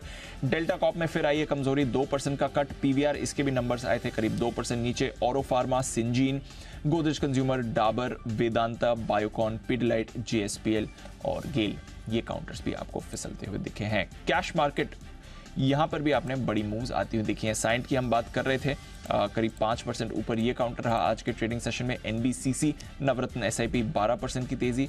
मिंदा कॉप 6.5% ऊपर था ये। वेल्सपन इंडिया में 5% का उछाल। KSB, सारेगामा, वर्धमान टेक्सटाइल्स, क्रिसिल, एलगी इक्विपमेंट्स, इंजीनियर्स इंडिया यहां पर भी अच्छी मूव दिखी है। 10% का निचला सर्किट था MMTC में। इंडियन ओवरसीज बैंक आपको 4% नीचे दिखा है। JB केमिकल्स में कमजोरी थी। देवयानी इंटरनेशनल, UTI, AMC, थायरोकेयर, सेंचुरी टेक्सटाइल्स, वेल्सपन कॉप, बजाज इलेक्ट्रिकल्स और KEI इंडस्ट्रीज ये भी फिसले हैं। स्मॉल कैप इंडेक्स आपका फ्लैट क्लोज हो रहा है। मिड कैप इंडेक्स मामूली गिरावट के साथ, बट 60 पॉइंट का वीकनेस अनिल जी निफ्टी में 19,600 होल्ड कर लिया है और 43,750 के एग्जैक्ट लेवल पर बैंक निफ्टी बंद। तो थोड़ी सी बैंक निफ्टी की क्लोजिंग बहुत अच्छी नहीं है। निफ्टी तो ठीक है दीप, ऐसा कोई खास खराब नहीं है। 19,600 के ऊपर की क्लोजिंग बहुत बुरी नहीं है, अच्छी तो नहीं कह सकते कि नीचे बंद हुआ, लेकिन जिस तरह के मूड माहौल में खुले जिस तरह का हुआ उसको देखते हुए ठीक ठाक ही रही है। आइए बाजार बंद होने के बाद के एक्शन पर करते हैं फोकस। और गुरुवार के दिन जो कुछ भी एक्सपायरी का स्ट्रेस होता है 3:30 बजे तक वो खत्म हो जाता है 4:30 बजे, क्योंकि 4:30 बजे आपका पूरे हफ्ते का सबसे पसंदीदा शो आता है बात दुनिया की। तैयार है सब? जैन साहब जरा पेपर और पेन बताएं। हाँ आपको, हाँ, क्योंकि जैन साहब को लिखना ज़्यादा जरूरी होता है, याद नहीं रहता ना, तो इसलिए जैन साहब के पास पेपर पेन हो गया। बाकी सब लोग ऐसा दावा करते हैं कि वो याद रख लेंगे। आइए आज के शो की खास झलक। बात दुनिया की में देखिए एक से बढ़कर एक रोचक खबरें। कैसी है 6000 साल पुरानी चप्पलें जिसका डिजाइन उड़ा देगी आपके होश।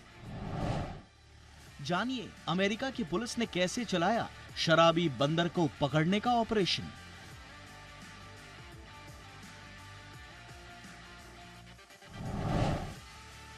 और जानिए नौकरी से बाहर हुए कर्मचारी ने कैसे लिया स्टारबक्स से बदला।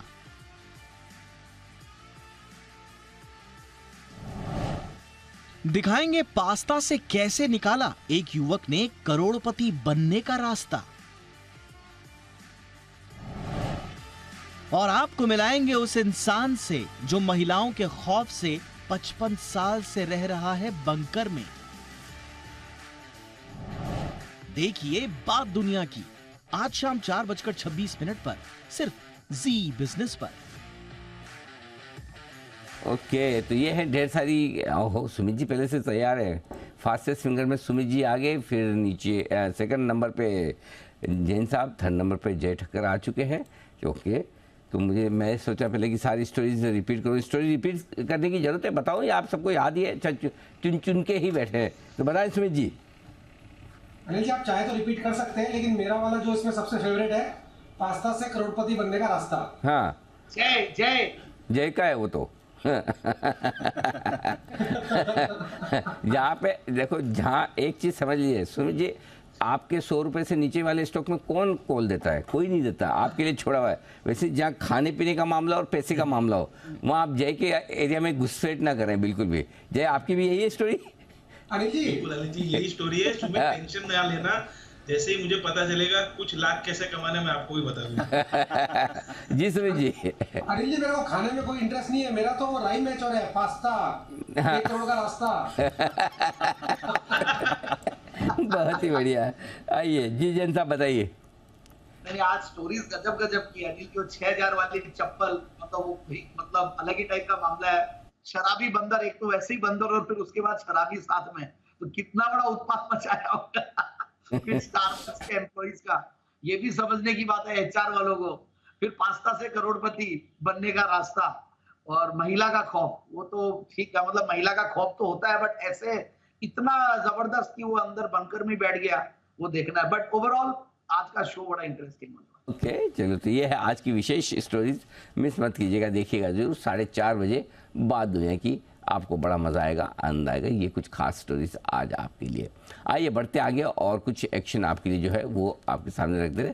काम का बोझ तो तनाव बढ़ाता है, ये सब आप और हम जानते हैं, लेकिन ये तनाव जब किसी के सोने और खाने पीने के पैटर्न को प्रभावित करने लगे तो खतरा बढ़ जाता है। एक स्टडी यूएस के मुताबिक बॉडी में स्ट्रेस हार्मोन्स बढ़ने लगते हैं और ये कोलेस्ट्रॉल, डायबिटीज़ और बीपी जैसी बीमारियों की वजह बनते हैं और हार्ट डिजीज भी बढ़ाते हैं। शाम 6 बजे आपकी खबर आपका फ़ायदा में इसी पर होगी चर्चा। हार्ट अटैक के कनेक्शन को समझने की कोशिश करेंगे, स्ट्रेस को कम करने के उपायों पर भी करेंगे चर्चा और हमारा साथ देंगे इस खास शो में काम का ओवरडोज, हार्ट पर बोझ, ये हमारा विशेष शो है। डॉक्टर अनुराग मल्होत्रा साहब होंगे, डॉक्टर ज्योति कपूर होंगी और अनामिका यदुवंशी होंगी लाइफ कोच। इन तीनों से करेंगे हम बात मुलाकात आज आपकी खबर आपका फ़ायदा में। मनी गुरु, त्योहारी सीजन में सोना चमक रहा है और बढ़ते जियोपॉलिटिकल टेंशन की वजह से सोने की डिमांड भी बढ़ रही है। आज समझेंगे क्या कहता है, सोने में निवेश करने का ट्रेंड क्या है और स्ट्रेटजी क्या रखनी चाहिए। अलग अलग विकल्पों पर भी बात होगी मनी गुरु में। निवेश से बरसेगा सोना, शाम 6:30 बजे। वंदना भारती होंगी हमारे साथ और मोहित गांग होंगे। इन दोनों महानुभावों के साथ आज की ये विशेष चर्चा मिस मत कीजिए। अब हमारी प्राइम टाइम बुलेटिन रात 8 बजे की। इतिहास के बड़े समुद्री खोजकर्ता सर वॉल्टर रायले का कहना है कि जो समुद्र पर राज करेगा वो दुनिया पर राज करेगा, ये उनका कहना है। भारत भी समुद्र से सुपर पावर बनने की ओर बढ़ चला है। मुंबई में ग्लोबल मैरीटाइम इंडिया समिट में प्रधानमंत्री मोदी ने पोर्ट्स फॉर प्रॉस्पेरिटी ये नारा दिया है, तो आज एफएम ने भी ब्लू इकोनॉमी पर फोकस करने की बात कही है। समुद्र भारतीयों के लिए नौकरी, पैसा, पावर सब कुछ ला सकता है, लेकिन होगा कैसे? क्या है इंडिया का मैरीटाइम प्लान? इस पर होगी विस्तार से चर्चा इंडिया 360 डिग्री में। देखिएगा हमारी कवर स्टोरी समुद्र से समृद्धि, आज रात 8 बजे। बहुत ही बेहतरीन शो। फाइनल क्लोजिंग 19,625 पर आती हुई निफ्टी। अच्छा, और भी है, एक्चुअली मैं भूल गया बता दूं, आपने मंडी के बारे में तो जरूर सुना होगा जहां फसलों की खरीद बिक्री होती है, लेकिन क्या आपने ये सुना है कि डिजिटल मंडी भी होती है? जी हाँ, जहां मिनटों में फसलों की खरीद बिक्री हो जाती है। यही बताने दिखाने के लिए हम पहुंचे हैं राजस्थान और राजस्थान की फेमस कोटा मंडी में। कोटा मंडी से हम आपको बताएंगे कि फिजिकल और डिजिटल मंडी में कामकाज का तरीका क्या है। पूरा शो कल शाम 4:30 बजे आपको देखने को मिलेगा। अभी मिल रही है आपको देखने के लिए झलक, और जेन साहब सबसे ज्यादा इसे गौर से देखेंगे।